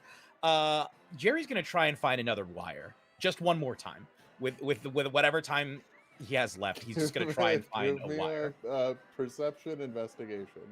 Okay. Can you also roll a D100 because we've got another round of wild magic surges. All right. Heck yeah. Well, we'll Okay. continue our trend of doing these at the end of turn. Okay, I got a 15 perception check. 15 perception check. With a 15 perception check, you are able to accurately assess that there are no wires. I This is nod. an arcane television production. I nod solemnly and sadly, and I say, "So be it." However, there are magical strands, which, when bitten, would cause an electrical charge and surge. Is that I something would you- like to grab one of those, if I may, and just snake it into the large sculpture. Absolutely. You successfully do so. And, of course, as all wild magic does, this is extremely relevant to your character. For the next minute, all spells with a casting time of 1 action have the casting time of 1 bonus action. Oh. If only I was a spellcaster. Yep, I was just gonna say. Okay, we're over. Sunners, plating. You got some soup. It's I not got some terribly soup. hard to plate. It really is not. And I just had the fabulous idea whether I could use the prestidigitization, Prestidigitation. yes, Fantastic. to flavor it up even more. Absolutely. Yeah, here, give me a survival check of you tasting the sauce. Or perception, Okay. sorry. Oh, sorry. Okay, wait. I clicked on survival. Right. Perception should be, I believe, right above it. Not quite, but I did find it. Close.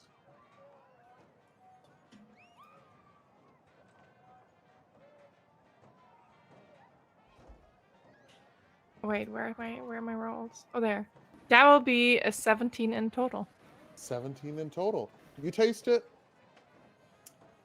Needs salt. It needs salt. And there's a perfect thing of salt up there, but you have prestidigitation, so fuck that. You zaws it up with a little bit of magic. And now all of our dishes are plated. Everything starts to shake in the room. Boom, boom, boom. A dark shadow blots out the sun. A scaled creature walks onto the stage, towering at a massive 7 feet tall. A green dragonborn with a red jack wave frill thing. Hey, I'm Galvaxlox. Stoked to taste your food. Weird cloud coverage covering up the sun. And we'll judge the food when we come back. We've got some quick commercials for the next 5 to 10 minutes, folks. Be sure you check them out before you get a drink of water, before you get some food, before you do a shrimp check. Because those are the things that we're going to be doing, and because we're doing them, you should do them too. But most importantly, what we want you to do is we want you to go to the Tiltify link and give some money to the Trevor Project. So far, we have raised $1,295 for this incredible organization. Thank you all so much for being a part of that. We will be back soon.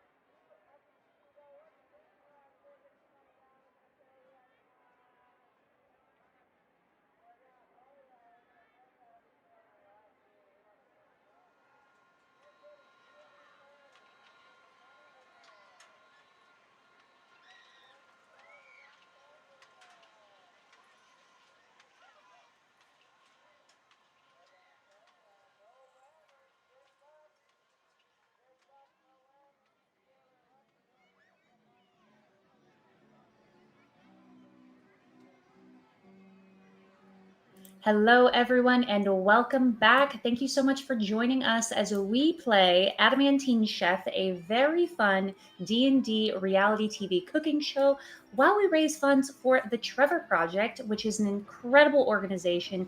They offer crisis counseling, peer support, advocacy, and resources for queer youth. Whether you are in our not Twitter, yeesh, yikes, gross, RIP, whether you are in our Twitch chat or our YouTube chat, you can click on the Tiltify link that will take you to a secure website where every dollar that you donate goes straight to the Trevor Project. While you're there, you're going to see some really fun donation incentives. We've already had some wild magic surges for everyone. Actually, Phil, you haven't been rolling for yourself, and I'm a little mad about that. Actually, I feel like we need to resolve that during the eating portion. Okay. All in favor? Aye? Aye. Incredible. Fabulous. For $75 or more, you can sabotage the contestants. For $50 or more, you can help the contestants. We like the helping, not so much the sabotaging, because there's already been a lot of PvP sabotaging going on.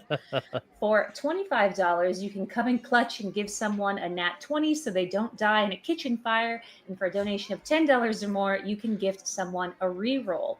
The first $250 and $500 donated were matched by Bogus Cheesecake and Clever.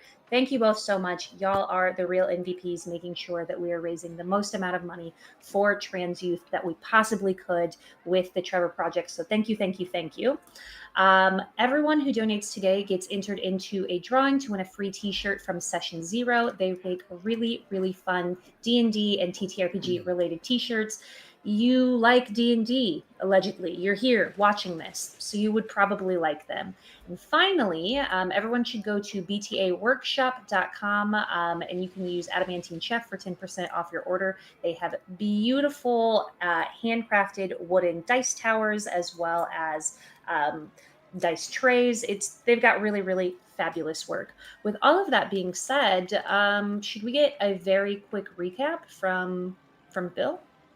Yes. All right. You were introduced to the Adamantine Chef, your fantastic judge, Snake Yuanti, leading everybody in. We met all of our wonderful players who all had their wonderful strategies and cooking strategies. Uncle Ranger is making a smoothie with some elvish sour fruit, which we all know is spicy and is a misnomer. Of course, but also eggs. Eggs. Jerry the rat has sculpted a monument of fire in which he stands atop burning effigies of the other contestants. It is still on fire. I didn't come here to make friends. All right. Then we've got, of course, Carl Jr., who is making a lovely plate of angel hair pasta that was broken in half, which may have angered some people in the audience. The judge met a unicorn who helped juice that elvish jackfruit, and at the last minute realized they needed a sour component, but left their plating a little sour. And Sunners charmed Boblin the Goblin, an audience member, to get some help making some spicy soup.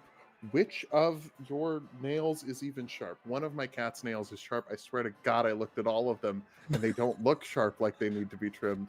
So it's just a mystery. Maybe she has a very tiny knife and is stabbing me. If I scream an expletive, you're all doing great. I was just stabbed. As we go in, Galvaxilax, the Insatiable, a towering 7-foot tall dragon, man. Which, you know, by Dragonborn standards is tallish, is here and ready to sample some of these dishes. First, Uncle Ranger, would you like to present your dish to Galvaxilax? Yo, excellent. Garvaxilax is a niece, nephew, or niebling.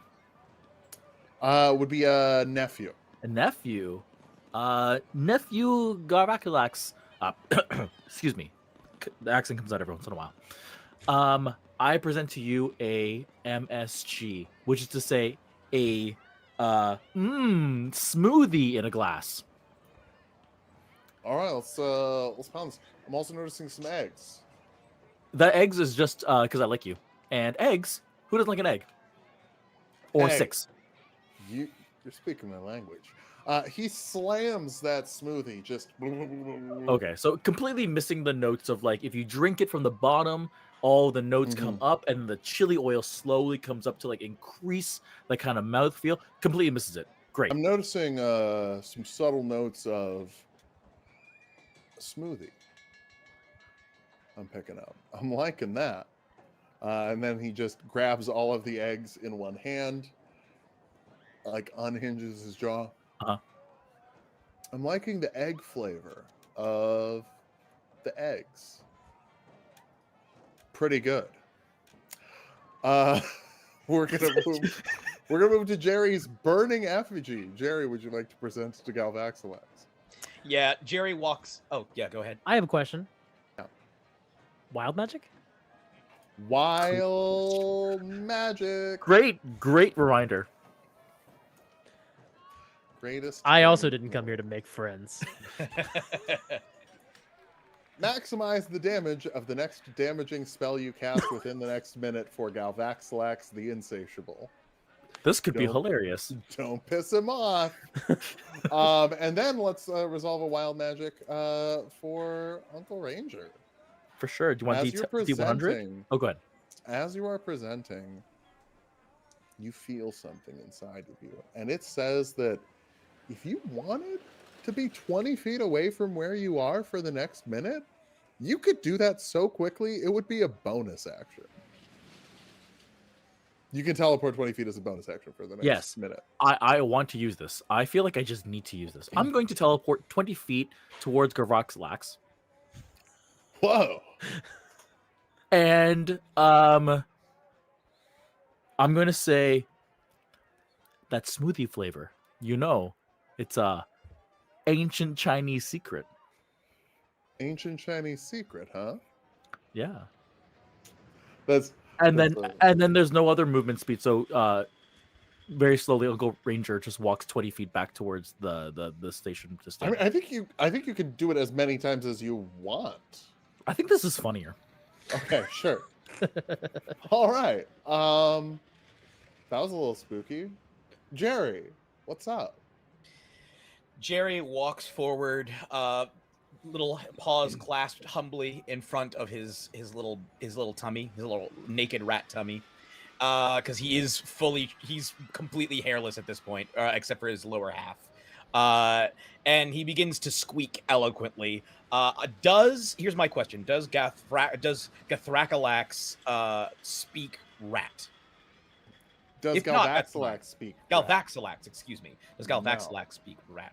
Okay. No. Then as Jerry is like explaining, just mysteriously from underneath the hat, a notepad is lowered that has a full description of what Galvaxilax is being served. And it's basically we went for impact over flavor. We feel that the smoky notes and the pain, the struggle of eating this dish tells a story, that it is communicating the fire that we is crossed out and says, I have gone through to get to this point, is represented by the heat and pain and suffering of this dish. And you can see that we, again crossed out, I will come out victorious and defeat all of these other chefs through struggle and through pain. And so what we have served you is a ratatouille, I suppose, because it's a bunch of different foods smashed together. Flambe. What a long walk. All of that fire is going around your dish. Galvaxilax looks at it curiously and is like, Little dude, how do I eat it? I mime just picking up something and just All right. again the notepad comes back out and it says the suffering is the point, and then it gets drawn back up. I'll try it. He opens up his maw, goes in to take a bite. I gotta roll for him. And don't forget, there's also the magic wire in there as well. Yeah. He bites into it, pulls back. Damn. That tastes like 8d6 fire damage. Do you taste your own food? I motioned to myself, having been badly burned with like 1st and 2nd degree burns over my whole top half. Well, hey, I respect it. But if you tasted that, you shouldn't have served it to me. Wild Magic Surge, roll of 8. Which, if you know your Wild Magic Surges, is the one that you dread at level 1. You cast Fireball on yourself. Oh, yeah. At the 3rd level. Okay. You know, Can I eat him now? Jerry does have a nat 20 that was donated. Does that help our little rat friend? I think it's still half damage, right? Jerry happened to get also donated a couple levels of rogue, so he has evasion. So here's the thing. A lot of DMs use nat 20s wrong. And they just say, oh, a nat 20 is an automatic success no matter what you do. In the rules, in 5e, a nat 20 really is only good for an attack roll. You only get a special thing if it's an attack roll. It doesn't even automatically guarantee success. It's just the best roll for skill checks and the best roll for saving throws. And these DMs who play the game wrong, they just bestow special powers onto the nat 20. Today we're playing the game wrong. Jerry lives. Amazing. Love it. Fireball erupts from you. Galvaxilax does not like your dish. You didn't die. Because otherwise you would have taken 10 fire damage on a success, which I think would still kill a level 1 rogue. Yeah. I have 4 HP was as already well. halfway burned. Yeah. We're also going to assume that in presenting this, you stepped 25 feet away from your fellow contestants because I'd like the stream to continue. Entirely fair. Yes. And Thank you so much to whoever donated that nat 20. Yeah, yeah. Yes. Thank you. You saved me. Keep them coming because this Saved is us. getting dicey. Dicey? Yeah, that's what I said. Words. Now, here's another thing a DM could do. You could just fucking lie and roll again on the, Sure. on the Wild Magic table, but we're fine. It's like I will now because I rolled another 8. So, as we Great. go to our next player in the order, Carl Jr. Hello, chef. For you, I have presented Asabar hair pasta with bread and butter. I have made it into the perfect shape, sized bites for you. Also, my dad's cooking book, it's gone. So if you could help me, that little rat, he kind of did this. Wait, so you're saying Lil Dude was the reason all these stations got burned to the ground? Yeah, that's exactly what I'm saying. Lil Dude? A response? I tears streaming down my little rodent face. The notebook, I start to try and explain something in rat, but then the notebook extends again, saying it wasn't on purpose. A magic took hold of me, and I couldn't help but set everything ablaze. I thought that perhaps the spirit of cooking itself, the spirit of the culinary arts had possessed me, and that through no fault of my own, I was simply embodying the heat of the kitchen. Yeah, Jerry, so the thing is that you just killed the spirit of my family because that cookbook is like 400 years old. All right, Yeah. all right. Hey, let's dial down the bummer. There's no bummers. This is a fun cooking show where I eat 4 of you and kill you by eating you. Let's not bring in guilt. That's a flavor. I don't like don't exactly what you said, so maybe instead of eating me, you eat the spaghetti. Let's give it a shot. He slurps up the noodles. Wait, these noodles, they're like shorter than other noodles. Like I said, Chef, I made it exactly the right amount of length for you. You're welcome. It's kind of hard to get it to stay on the fork. You know what? Well, Here, have you just tried takes the harder? plate, dumps it right down his throat. Wait, did you use angel hair or angel hair pasta? A little bit of both, Chef. Yeah, I'm definitely feeling like a healing from that angel hair that's fixing the burn from my mouth when I ate the fire earlier. I like that. I also like the bread and butter because it has nothing to do with the rest of the food, but it's more food. I appreciate that.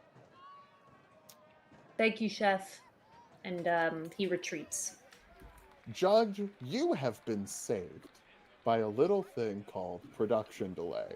What Sorry. about my role? Oh, yeah, about that. Fireball, Next to you. fireball, pitbull. What appears to be like a tiny little, almost like a screw, starts unrolling right in the air. And then a floating little robot shows up next to you. Hey, what's up? I'm Bodron the Modron. Bodrod the Bodrod. That's Yeah. That's a name that you have. I was gonna say it was weird name, but that'd be really mean. I exist. I guess for a I minute. just said it anyway. Okay. Do you want to be my friend? Sure. Do Yeah. you want to go say mean things to that rat who just destroyed my family? Oh, that's Oh, sure. Thank you. Hey, rat. I just want you to know that if you invited me to a social event, I would tell you that I was coming. And then at the last minute, I'd say, "Oh, sorry, like I got like really busy." I would never tell you what it was. And then later, like when you got done like with the party, you would see like a little thing come up on your Steam profile, and you would see that I've been playing Balatro for 6 hours. The tears that were already streaming down begin to spurt, just full on cartoon spurts of tears out of Jerry's eyes.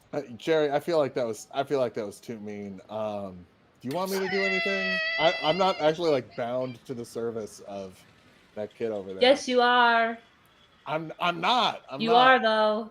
I'm not actually. You have like 20 seconds left of existence, buddy. You're bound God. to me. Yeah. 17. 16. A note comes down and says, "Can you please conjure Carl Jr. another book?" Yeah, here, 1 second. Let me it opens up a notebook, starts writing. 3, 2, 1. Goodbye. Yeah, it gets down to Hardy's Family Cookbook. And then it blinks out of existence. Right, because it's Carl Hardy. Mm-hmm. Yeah. Of course. Hardy's. That's okay. Judge. I'm gonna miss Bodron. Galvaxlax. I have the Tensor's floating disc with the griffin wing across it and the sweet and sour and spicy sauce as well, and I levitate it over and I say, you know, Garvarxalax the Insatiable, everyone here put everything they had into their meals, but none of them sacrificed what I did. I lost a friend making this meal. So I dedicate this meal to my unicorn friend, Unicorn. Junicorn the Unicorn. Junicorn the Junicorn the Unicorn. Unicorn the Unicorn. And I'd That's say a very common unicorn name. They Unicorn. have a side gig where they're Junicorn the unicorn. You're like a personal friend, so it's Right. Junicorn. And I just say, Junicorn, this one's for you. And I just launch into a rendition of It's So Hard to Say Goodbye to Yesterday by Boyz II Men. Give me a performance check. How do I? No, we can't get copyright claimed. That is a 15 plus 2, 17. Wow. That's flippin' inspiring. Give me another line, please. Are people popping in and out of existence? Snake, what's up with that? We've had a problem with wild magic surges. Oh, that sounds bad. Hopefully no one gets hit by that fireball. Did you put a spell slot into the plating? Let's say yes. You did. It's a 10 switch. We cast it as a Oh, ritual. you did it Remember, as that's a why it's ritual. long. Oh, sure. Dang. Give me a deception check then. Oh, you yeah, liar. fair enough. You liar. That is a 17 plus 2, 19. Wow. And what am I eating? Oh, this is a griffin wing with hot sauce, and you have I used the elvish sour fruit, unlike the last contestant who just presented, who didn't seem to present the sour fruit in any way. I used the sour fruit for the sauce. It was in the sauce. I tasted it in the sauce. Oh, was but, it in the sauce? Oh, well. Yeah. Wow. That's pretty good. Do you want to ask me like a really specific question about where I grew up that'll make me go like, wow, you're like really good at interviewing. You do a lot of... Yeah, I did kind of want to ask, when you were in your 20s and you were doing black box theater, you were really well... I just think that the important thing, I want to know what you learned about your current job from your time in your 20s and living in New York and having all of that and working at Hardee's. Well, I mean, New York, that's a city unlike any other. And as someone who moved to New York in my 20s, I do have to make it my whole personality. Of course. So getting to do black box theater in New York City, it's just, the city kind of gets into your bones, and that comes out in the performance and never really leaves you behind. Wow. And Great you worked question. with Colbert. Yeah. I worked with Gregory Colbert, Stephen Colbert's younger brother, who's also into improv. Didn't make it as big. He's a sentient bear. Yeah. Yep, he is. A polar bear, because he's cold. Well, he wouldn't be cold if he was a polar bear. He's a black bear. He's Colbert. Yeah. Anyway, food's pretty good. I like the flavors. And we'll go to Sunny. Oh yes, sorry, Mike. Wild magic. Oh, of course. You grow a long beard made of feathers that remains until you sneeze, at which point the feathers explode out from your face. For 8d6 fire damage, or just like regular explosion? No, just regular. Oh, okay, hey, cool. That's not going to happen to me because I ate the griffin too. That's not like an eating a griffin thing. Let's also say that's correct. Right. Sonny, what you doing? What are you presenting to the judge? Well, I serve you a very humble dish after my grandma's recipe that takes you straight back to those days when you were a child, come home, your grandma has some food waiting for you, and that just feels like the warmest hug in the world you've ever received, eating you up right from the inside, just the right amount, sprinkled in with some of my own joy and Boblin's joy. Hey, Boblin the Goblin. I'm a human. All right, let's take a quick bite. So, I didn't have a grandma growing up. Dragons are sort of just left on their own on a pile of small gold, and just kind of raised by the gold. But well, maybe this, makes you have some empathy for people who do have grandmas. This makes me wish I had a grandma. See, yeah. Because then I could have soup like this all the time. This That'd is be pretty fun. good. Right. So, I've got this soup made with love, the angel hair that cured me from the burningness on my mouth, the immaculate plating and fantastic story, and that smoothie that was so smoothied. And then we have that thing that set my mouth on fire. This is going to be a tricky one to judge. Is it seriously going to be a tricky one to judge? Yeah, I think everybody goes to the next round. Is this just because you want to eat the most food possible? Legally, I don't have to answer that. So, check it out. Dessert round. Tell him what's up, guy. Snake, not guy, Yuanti. It's Snake Yuanti, who does have the naming convention that his name is just what he is. Much like Guy Fieri, whose name is Guy. That's what he is. And he's a Fieri, yeah. Yes. So, for this round, you will be asked to make something to cool off the judge's palate. Somehow we knew fire would be involved. We're looking for a nice, cool dessert. No tricks, no sabotages. Yeah. Mm-hmm. Go. Ooh. And everybody, we're going to roll initiative again with Sunny being last because that's... Did what we do. miss my wild magic thing? Oh, we did. Thank you so much. You're the wild magic sorcerer. You're the one who has to have it happen. Right. The whole point. And actually, we did miss it when you cast Charm Person on Boblin the Goblin, who hangs out for an hour, by the way. That's how long Charm Person okay. lasts, which is why he is still here. An eye appears on your forehead for the next minute. During that time, you have advantage on wisdom perception checks that rely on sight. Your third eye is opened, and you get to see better. Wow. Pretty good. Especially because now we're going to go for ingredients. And actually, are we all good with not rolling initiative and just keeping the initiative from last round? Does that work? Yeah, let's do Yeah, I that. just just rolled feel a like 3, that's so I right. would love to keep the previous initiative. Mine got a lot better, but I'll stay at a 5. Okay. I'm sorry, Jerry. All right. We're going to go. Uncle Ranger. You're up Uncle first. Ranger. So I think a cool dish. Uncle Ranger thinks of a cool dish and is thinking of a Vietnamese Southeast Asian dish called Jia. Jia is jellies inside of cold coconut milk. You eat it with a spoon. It's like a dessert soup. Soup did really well last time. Let's do a dessert soup this time. So we're looking for fruit jellies and also like pieces of fruit. Basically anything that's sweet, we're going with it. Okay. Wonderful.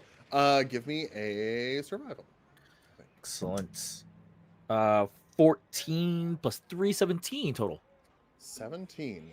You're able to find pretty much all of what you need here. Some of the jellies are a brand you don't like. Like, like you'd prefer like a different brand, but Okay. you'll be able we'll to figure make this it out work for sure. Yeah. Yeah. Carl, Yes. let me make a cool treat. Yeah, I am 8 years old, so a cool treat to me is ice cream. I really have always enjoyed going outside, collecting snow, and making it into the yummy treat that is ice cream. But I don't see snow here. Lucky for me, I have Ray of Frost that I can use later. So I'm gonna go, and I'm actually gonna collect.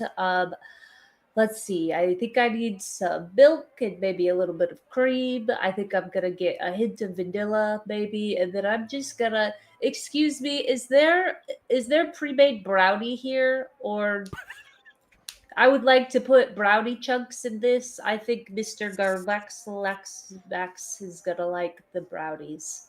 So you're looking for like a processed pre-made brownie? Uh-huh. Yes. Yeah, you got it. We do have some interdimensional brownies. You got the which are cosmic legally ones? Nope. Legally distinct from that. Cool. That's out of this world. Thank you so much. Yes. Can you get them for me? Mm, I'll be give right me a- over there. Thank Give you. me a persuasion check with disadvantage. Okay. If anyone gifted a nat 20 right now, that'd be very funny. It'd be so sexy because I rolled a nat 1 on my first. We roll. love it. The snake gets right down in your face. Uh-huh. You I say, actually I flutter up to meet him. with my Oh, wings. he goes down and then you fly up and then he stands up. Listen here. I Okay. am a host. It is not my job to serve the whims of a child. I don't know why you're being so mean. I just asked you if you would get it for me. But if you No. don't want to, that's okay. You're your own person. You get to do whatever it is that you want to do.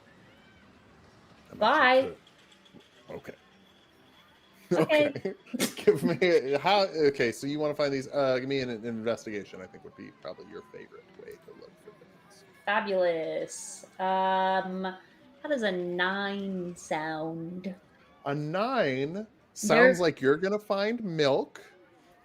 You're gonna find cream because it's right next to milk. You know, my passive investigation is a 14.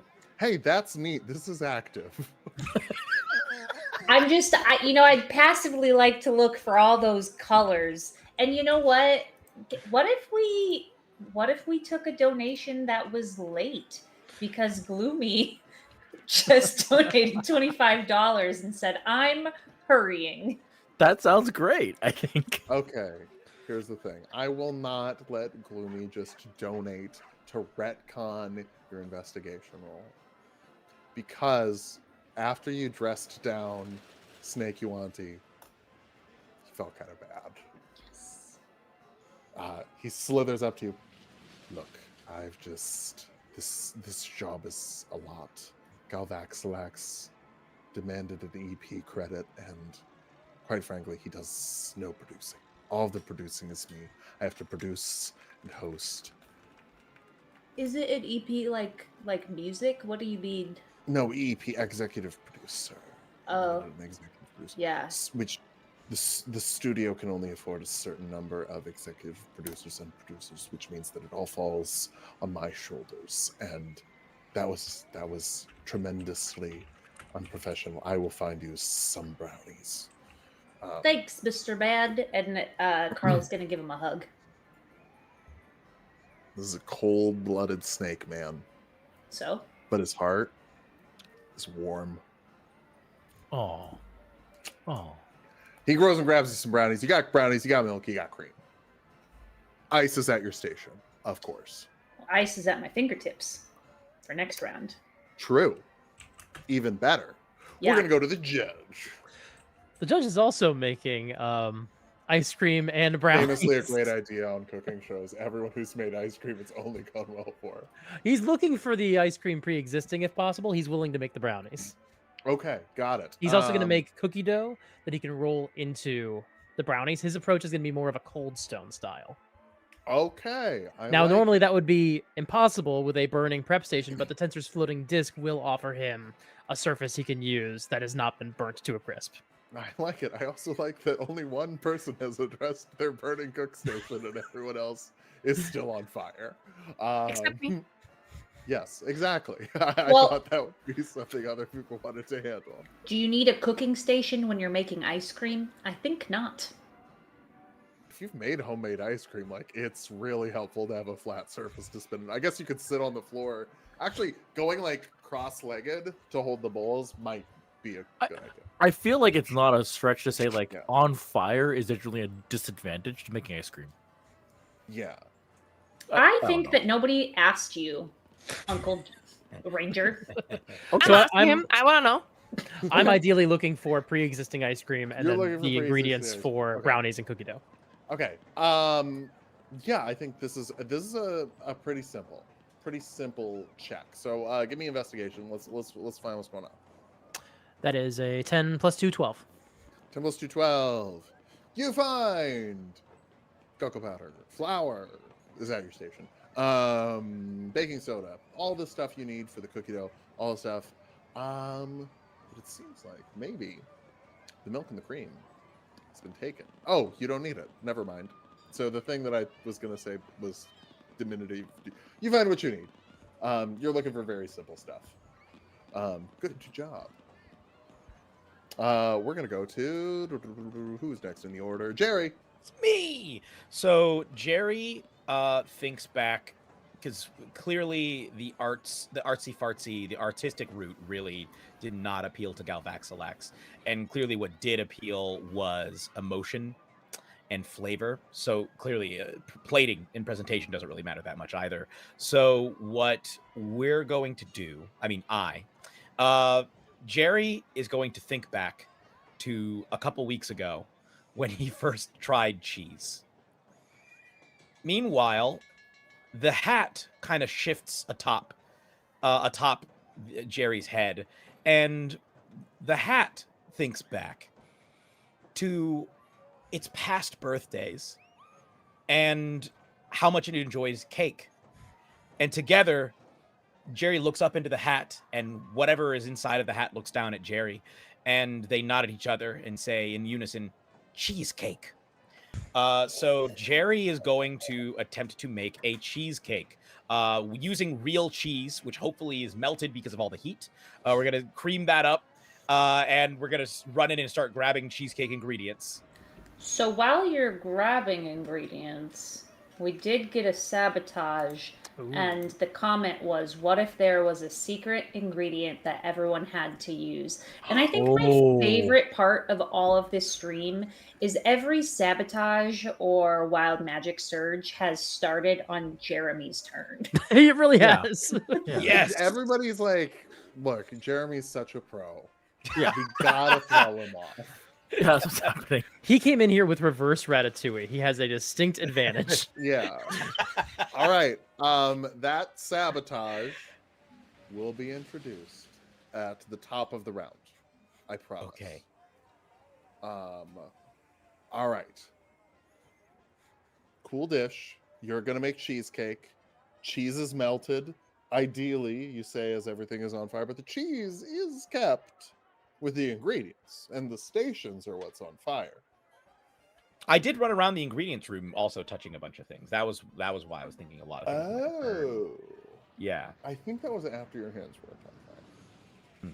Okay. Because Well, I think we said you could set stations on fire or ingredients on sure, fire. no problem. I will mix in then the real cheese with the cream cheese. How does that work? That I'll mix sounds in some of great. that. Yeah. Can you...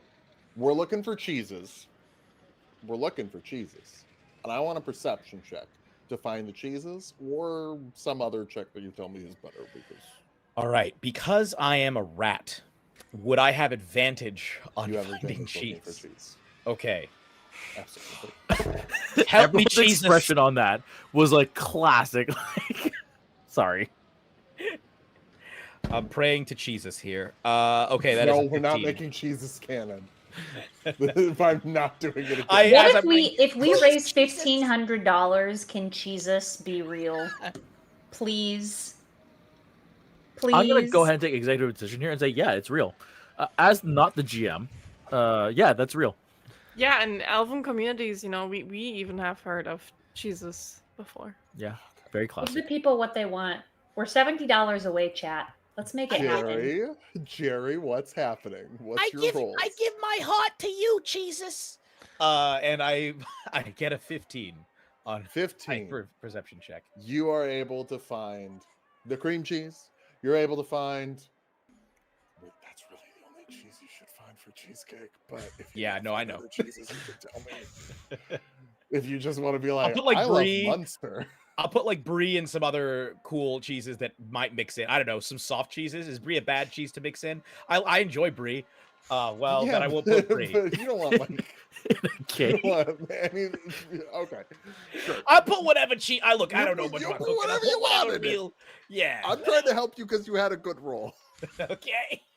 Whatever Uh, cheeses would be most appropriate to go into a cheesecake, if in fact you were going to include cheeses other than cream cheese into a cheesecake.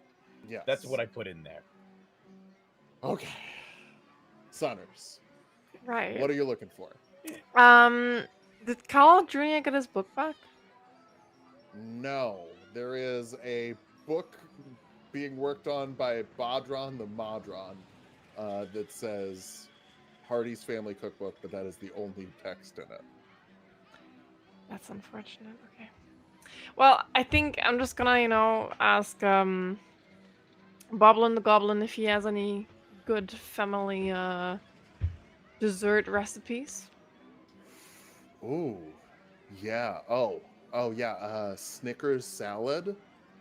It's really good. You take marshmallow and Snickers candy bars. Oh, sorry. Ha-Ha's candy bars, not Snickers, because that's, you take Ha-Ha candy bars, which are peanuts, caramel, chocolate, marshmallows, and you just chop that all up, and then you mix that together, and then you bring it, and you say that it's salad. Amazing, let's do it. So let's find the ingredients for it, I would say. Boblin the Goblin, a Midwesterner. Yep. Cheers to the Midwest. Yep. We've got Cheers. stupid fucking food. I've We got heard a really lot good of food. family stories about salads like that. Yeah, I'm like, what about this is salad? So you're looking for just some nice, delicious processed candy. There's two of you. I will roll a perception check for Boblin the Goblin, and I will have you also roll a perception check. Coincidentally, we could all roll D100s because Uh-huh. $100 was donated and Cheesus is real. Jesus is real. Okay.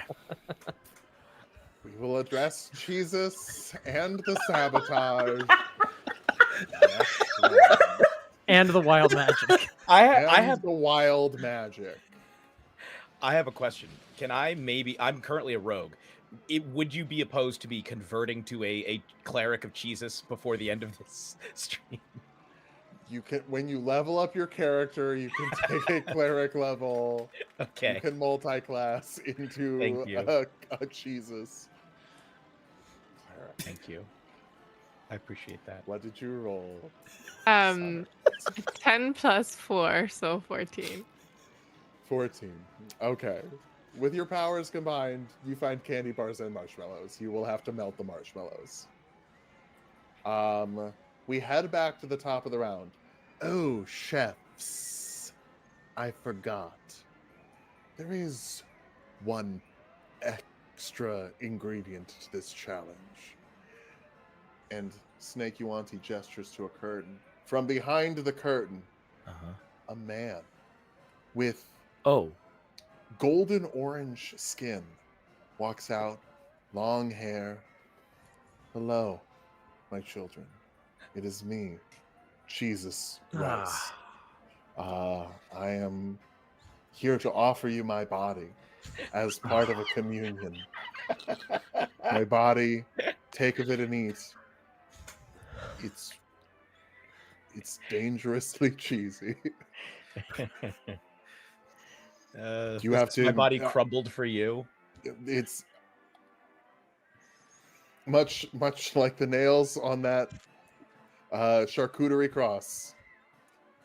I am sharp, and I am here to make your lives cheddar. I am a mandatory ingredient. Please come get some cheese from me. Jesus is prostrate myself. canon. Yep. Yep. Uncle Ranger. Thanks, everyone. This is the turn I wanted to take. Uncle Ranger approaches Jesus here. Unfortunately, this is no Gouda. Jad doesn't really have a dairy component to it. It's like fruit milk. But I guess I'll have Havarti a try. Nope, not great.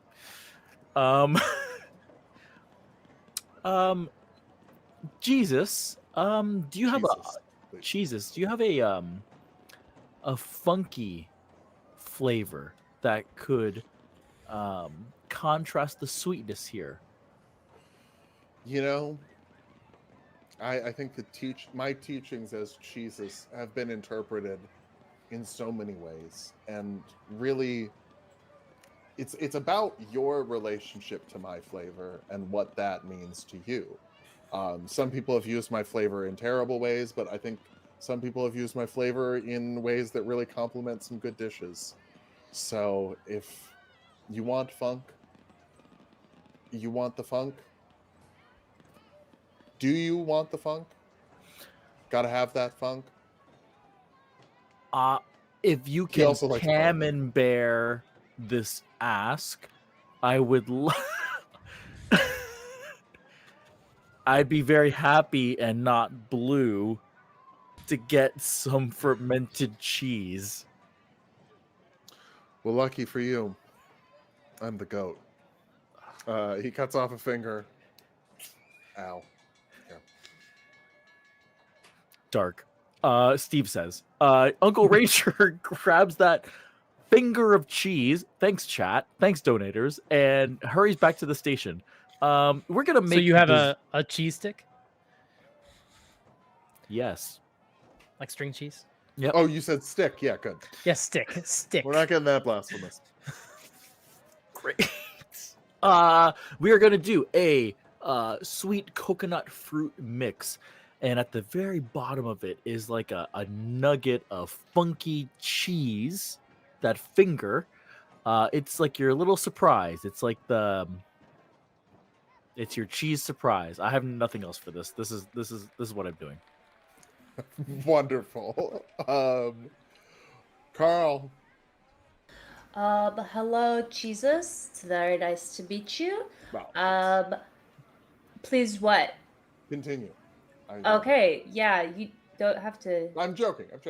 Yeah. I'm offended. I feel like time pauses as the wild magic surge happens for. Oh, yeah. So sorry. Wild Magic Surge. Yeah. This is the one it really likes. I have re-rolled this because it's showed up 4 times total. Oh no. But Uncle Ranger, as you get that cheese in there, next round you're gonna have to deal with, for the next minute, any flammable object you touch that isn't being worn or carried bursts into flame. Yeah, great. Okay. I have re-rolled it because I'm like, I don't want to do like the same thing over and over again. But Sure. this is the 4th time it's showed up, so I'm like, Cheesus wants it. So Yeah. Next round you're gonna have to deal with that. Let me get the roll ready for Carl. And Carl, Jesus is here for you. Thank you so much, Cheesus. First of all, if I could ask, that little rat man over there, he ruined my family's cooking book. And if I make a dish that pleases you, it would be really cool if you could like make my book back, because my dad is going to be really upset. It's a family heirloom tomato, and he'll be really, really sad. So that would be really helpful. The thing that I would like from you for this cooking show, though, is some cream cheese to go into my, what am I making? Brownie ice cream. Brownies. Yeah, I was thinking I could make, thank you, stop it. I was thinking I could make some, cream cheese frosting to drizzle on top. Hey. That sounds delicious. You say you're looking for a book that would be important to your family. Well, here's good news. I have one that I like to share with everyone. Okay. I think this is something you're really going to love. Yeah. Just behind him pulls out a book, leather bound, with this little weird plastic thing that you can use as a bookmark that just comes standard with it. Yeah. And he's like, here. It's sort of my Bible in the kitchen. And on the top of it, it says Hardy's Family Recipe Book. The way I was ready to set that down on my cooking station until you said the name. Thanks, Jesus. The best recipes are in red text. So about that cream cheese. Oh, yeah, here. Pulls off the pinky. They grow back. This isn't like. I mean, you're it like is a weird. lizard. That's pretty cool. Yeah, like a little bit. I mean, like lizard. Yeah, yeah. I guess I'm like a cheese lizard, Jesus. Cool. Okay. Thanks, Jesus. Catch you later. Yeah, of course. Hey, do good out there. You're gonna do great. Judge. Oh, sorry. And your wild magic, of course. Roll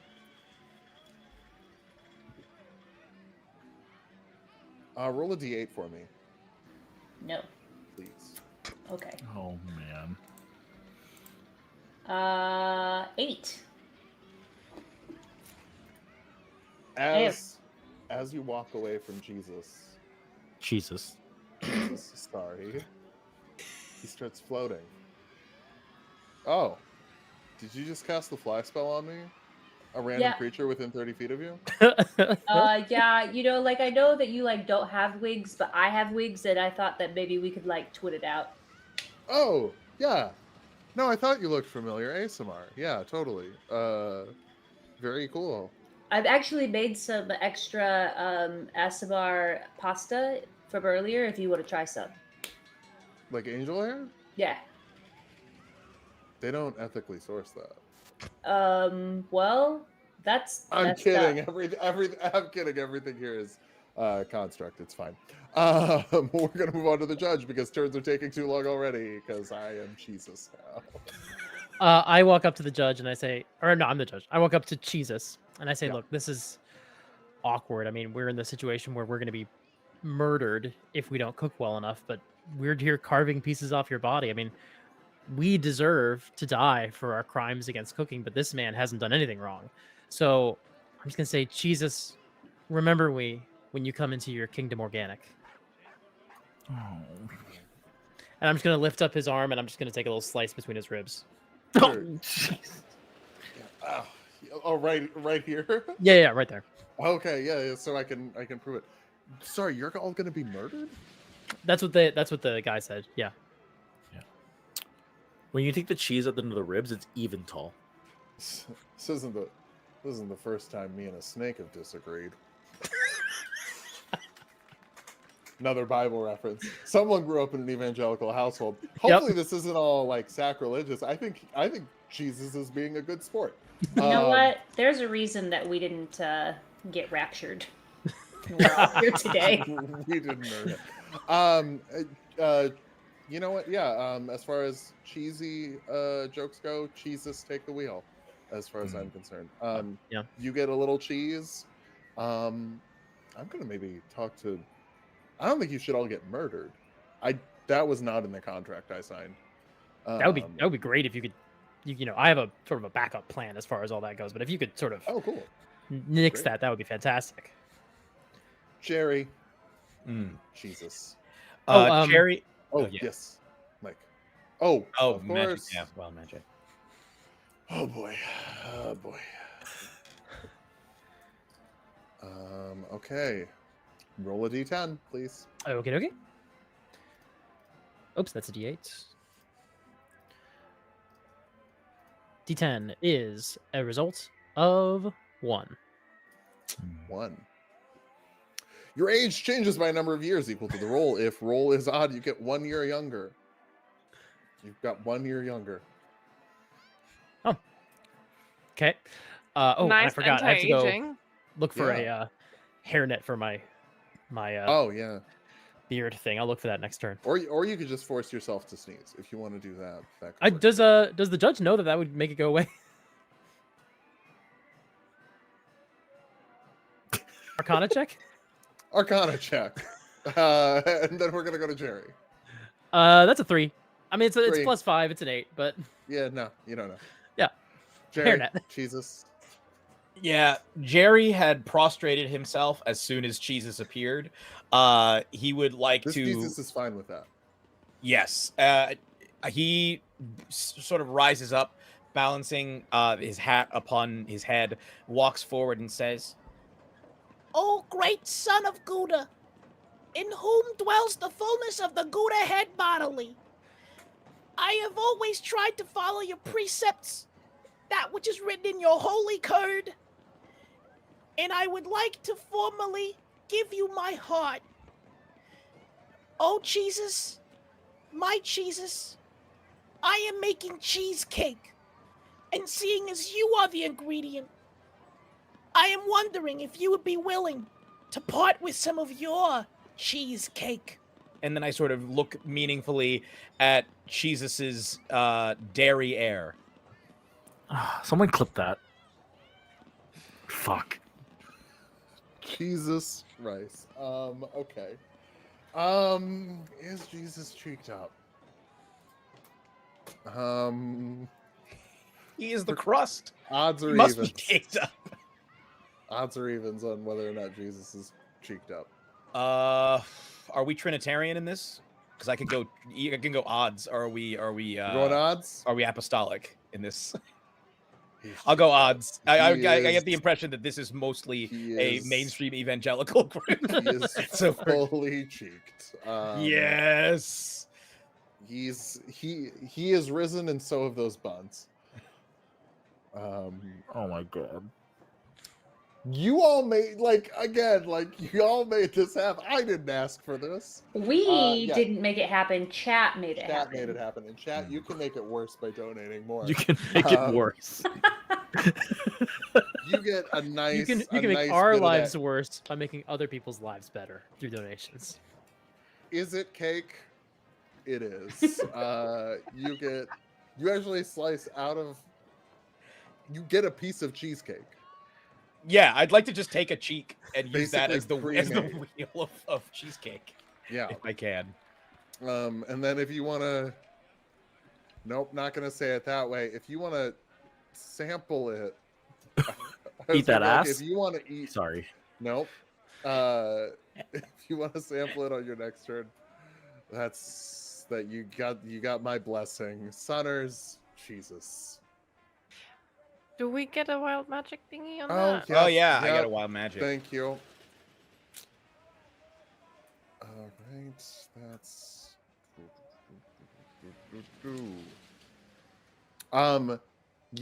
As you pull that chunk of cake, something starts pouring out. Oh. Butterflies, flower petals. They're following you around for the next minute. You look like Melania Blade of Mikola if Melania Blade of Mikola was a rat with a 6-foot-tall hat pulling cheese out of the ass of a religious figure. I begin to weep, and at all of these butterflies, I take it as a sign, and the hat is going to lift itself off of Jerry's head to reveal a human man, who says, "I was going to keep myself a secret, but at seeing the swarm of butterflies, I, Pesto Farfalle, must reveal my presence here. This is clearly a sign that my deception has been wrong." And he falls to his knees and says, "I beg for your forgiveness, Cheesus," and begins sobbing, because Farfalla is butterfly in Italian, and that is actually canonically his last name. So when you said butterflies, I'm like, well, I mean, it has to be revealed now. Pesto Farfalle is sobbing at Cheesus's feet. My son, you are forgiven. I forgive you. Yes, but I don't. This is 2 competitors, which is not allowed. So I'm going to have to disqualify you. Surely not both of us. And Pesto walks forward on his knees. Please allow me to take the fall for the sins of my brother here, and motions over to Jerry. Please. So it's like a brother thing? No, we're brothers in crust. Oh. Hey, Galvaxlox here. I think they shouldn't be disqualified. No, but they've broken the rules of the competition. Yeah, but I want to taste what they eat, and I'm an EP. And so I decided they're not disqualified. Oh, I wish they never gave him EP. Fine, not disqualified. 2 chefs. Who cares? It's not like the rules matter. It's a cheese-miss miracle. He turns and thanks Jesus, and they go back over to their station. He climbs back into the hat, I think, and gets back on top of Jerry's head, and they go back over to the station to finish making the cheesecake. Sunners. Jesus. Hello, Jesus. Hello. Since I have to melt my marshmallows, I would kindly ask you to float over my dish and grate some of your delicious body on top of it while I try to melt my marshmallows with my firebolt. Mm-hmm. And If I had nerve endings, that would sound extraordinarily painful. well, I'm Thankfully, glad that you don't. I don't. And you know what? There's another guy like me who endured a lot worse. So Oh my god. we joke here. We like to have fun. I'm also just casually positioning myself in a way that when I use my firebolt, that I might try to burn off Jerry's hat. Okay. Wow. All right. So you'll use their firebolt in the next round. Okay. All right. But you successfully persuade Cheesus to come over. He's very amenable. Thank you, Jesus. All right. Well, even though the rules don't matter, there is one more sabotage for all of our chefs. Wild magic. Oh, yeah, God. Yep. You love it. He's gonna wake up in the I'm middle of the I'm the night. wild mage. I'm like, No, you know what? As a Magic the Gathering player, this is just pure. Do you pay the one? Pure, yeah. Did you pay the one? Missed triggers. Holy shit. Okay, Sunners.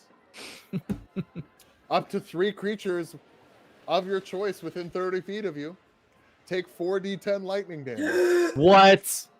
All right. Let's see this happen. Is there Wait. a dex save hypothetically? Nope. Nope. Great. 65. Hear me out. There is a dragon that wants to eat us. And a snake So- man who's willing to let it happen. okay, wait, what can I do again exactly? Choose 4 people to get blasted with fucking 4. lightning. 4, okay. Oh, 3 people to get blasted with lightning. Goblin could take it. Sorry. So I guess what you've got to decide is, do you would Sunners want to risk winning the competition against being eaten, or shoot that fucking dragon 3 times? Do I need to shoot the dragon 3 times? You could choose to shoot the dragon 3 times, or you could choose to shoot 3 of your competitors and kill them. So you only have to go against 1 person. Well, I think I'm gonna shoot the dragon twice, and I'm gonna shoot the rat so I can eat the rat. Honestly, pretty valid. The chaotic choice. Okay, I'm gonna roll 4d10. I did. Jeremy, how many hit points you got I left? just want the Four. rat. The human under the hat can live. I just want to eat I the have rat. 4 Okay. total. So, Stunners, first lightning. Do you Yeah. want that to hit the dragon or the rat? Priorities are hard. Yep. The dragon. Oh. Good choice. That one was 37 out of 40 possible. I rolled 3 10s and a 7. Whoa. Dragon takes 37 points of damage. Yo, that's like super not chill. He looks bad. He looks like that hurt him a lot because it was second bolt. Do you want that to hit the dragon or the rat? The dragon. 35. The host of the show is dead. Hooray. You successfully solved my dragon puzzle. Now this simply won't do. I will have you know I am a tremendously powerful wizard, and you have just killed the host of our show. Third lightning bolt. So Uncle Ranger points to you and Auntie. You got 2 more. Here's number 3. Where do you want that one, rat? Yes, now we get the rat. Oh, okay. The rat takes 27 lightning damage. Jerry falls in crustiform. Not even Jesus completely can save charred. you from this. I mean, Jesus saves. I don't know. All right. I just cry out, "My Lord!" and then die. And I think Pesto crawls out of the hat and screams, "No!" And now direct violence against one of your competitors? That didn't look like an accident. There will be consequences for this. You got 1 more lightning bolt. The snake. Yeah. Yeah, the snake. The lightning flies at the snake. Like I said, I am a tremendously powerful wizard. But here's the thing about wizards. They got a D6 for their health points.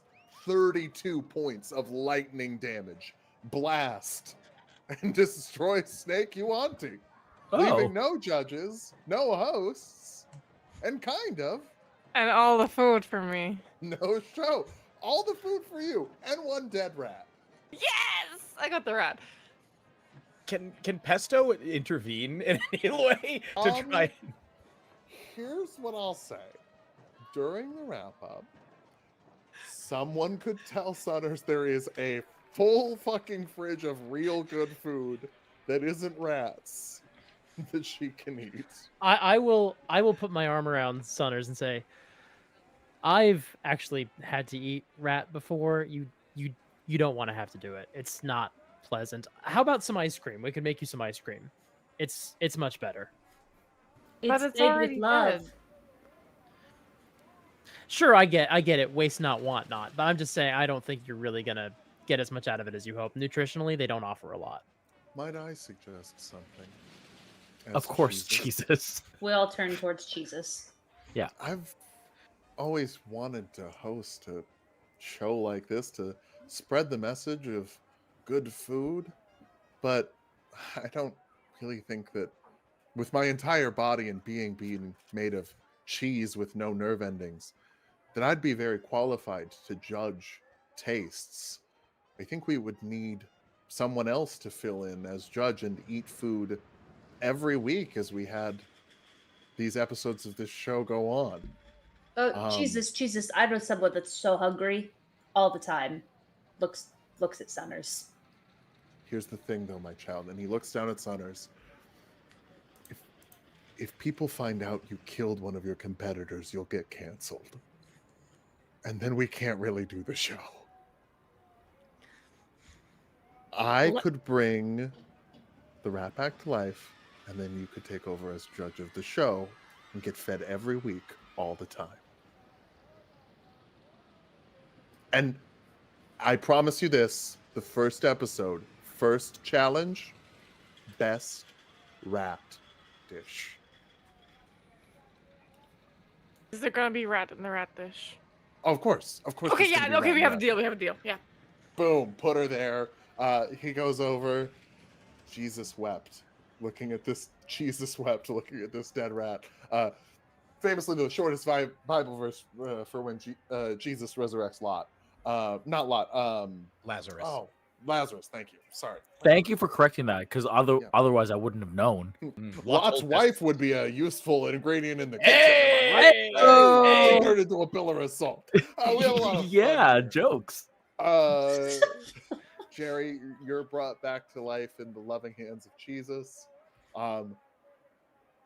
Everyone else, okay. So let's start with Jerry. Jerry, you've been brought back to life by Jesus.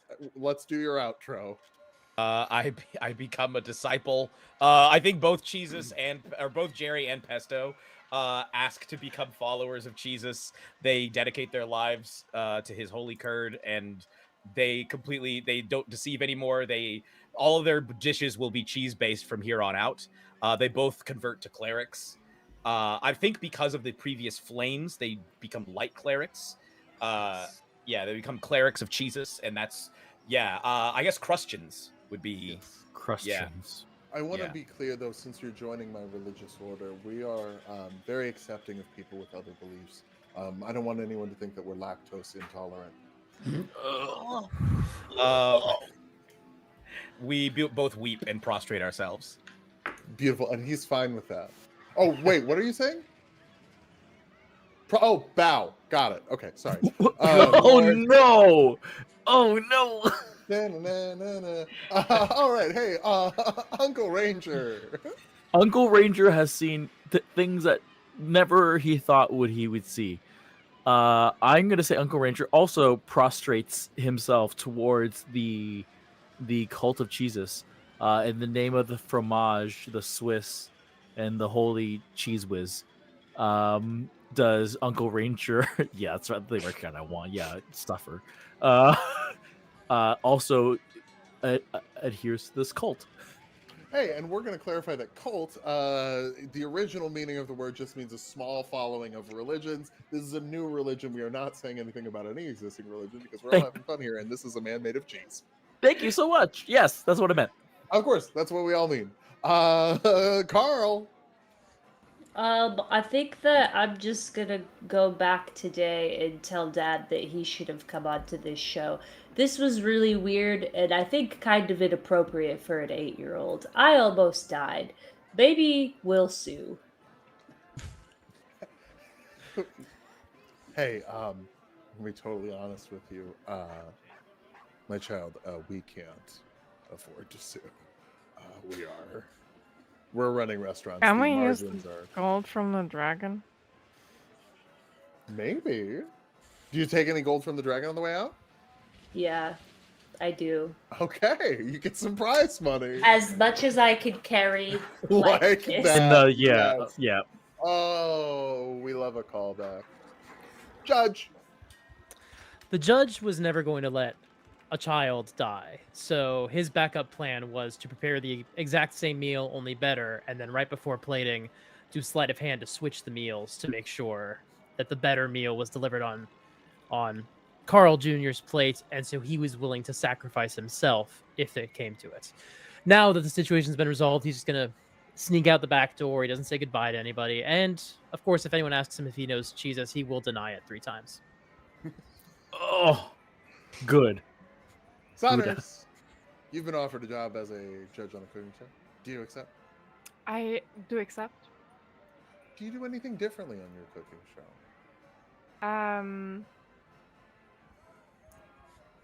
No people shall die. Okay. You don't eat the losers.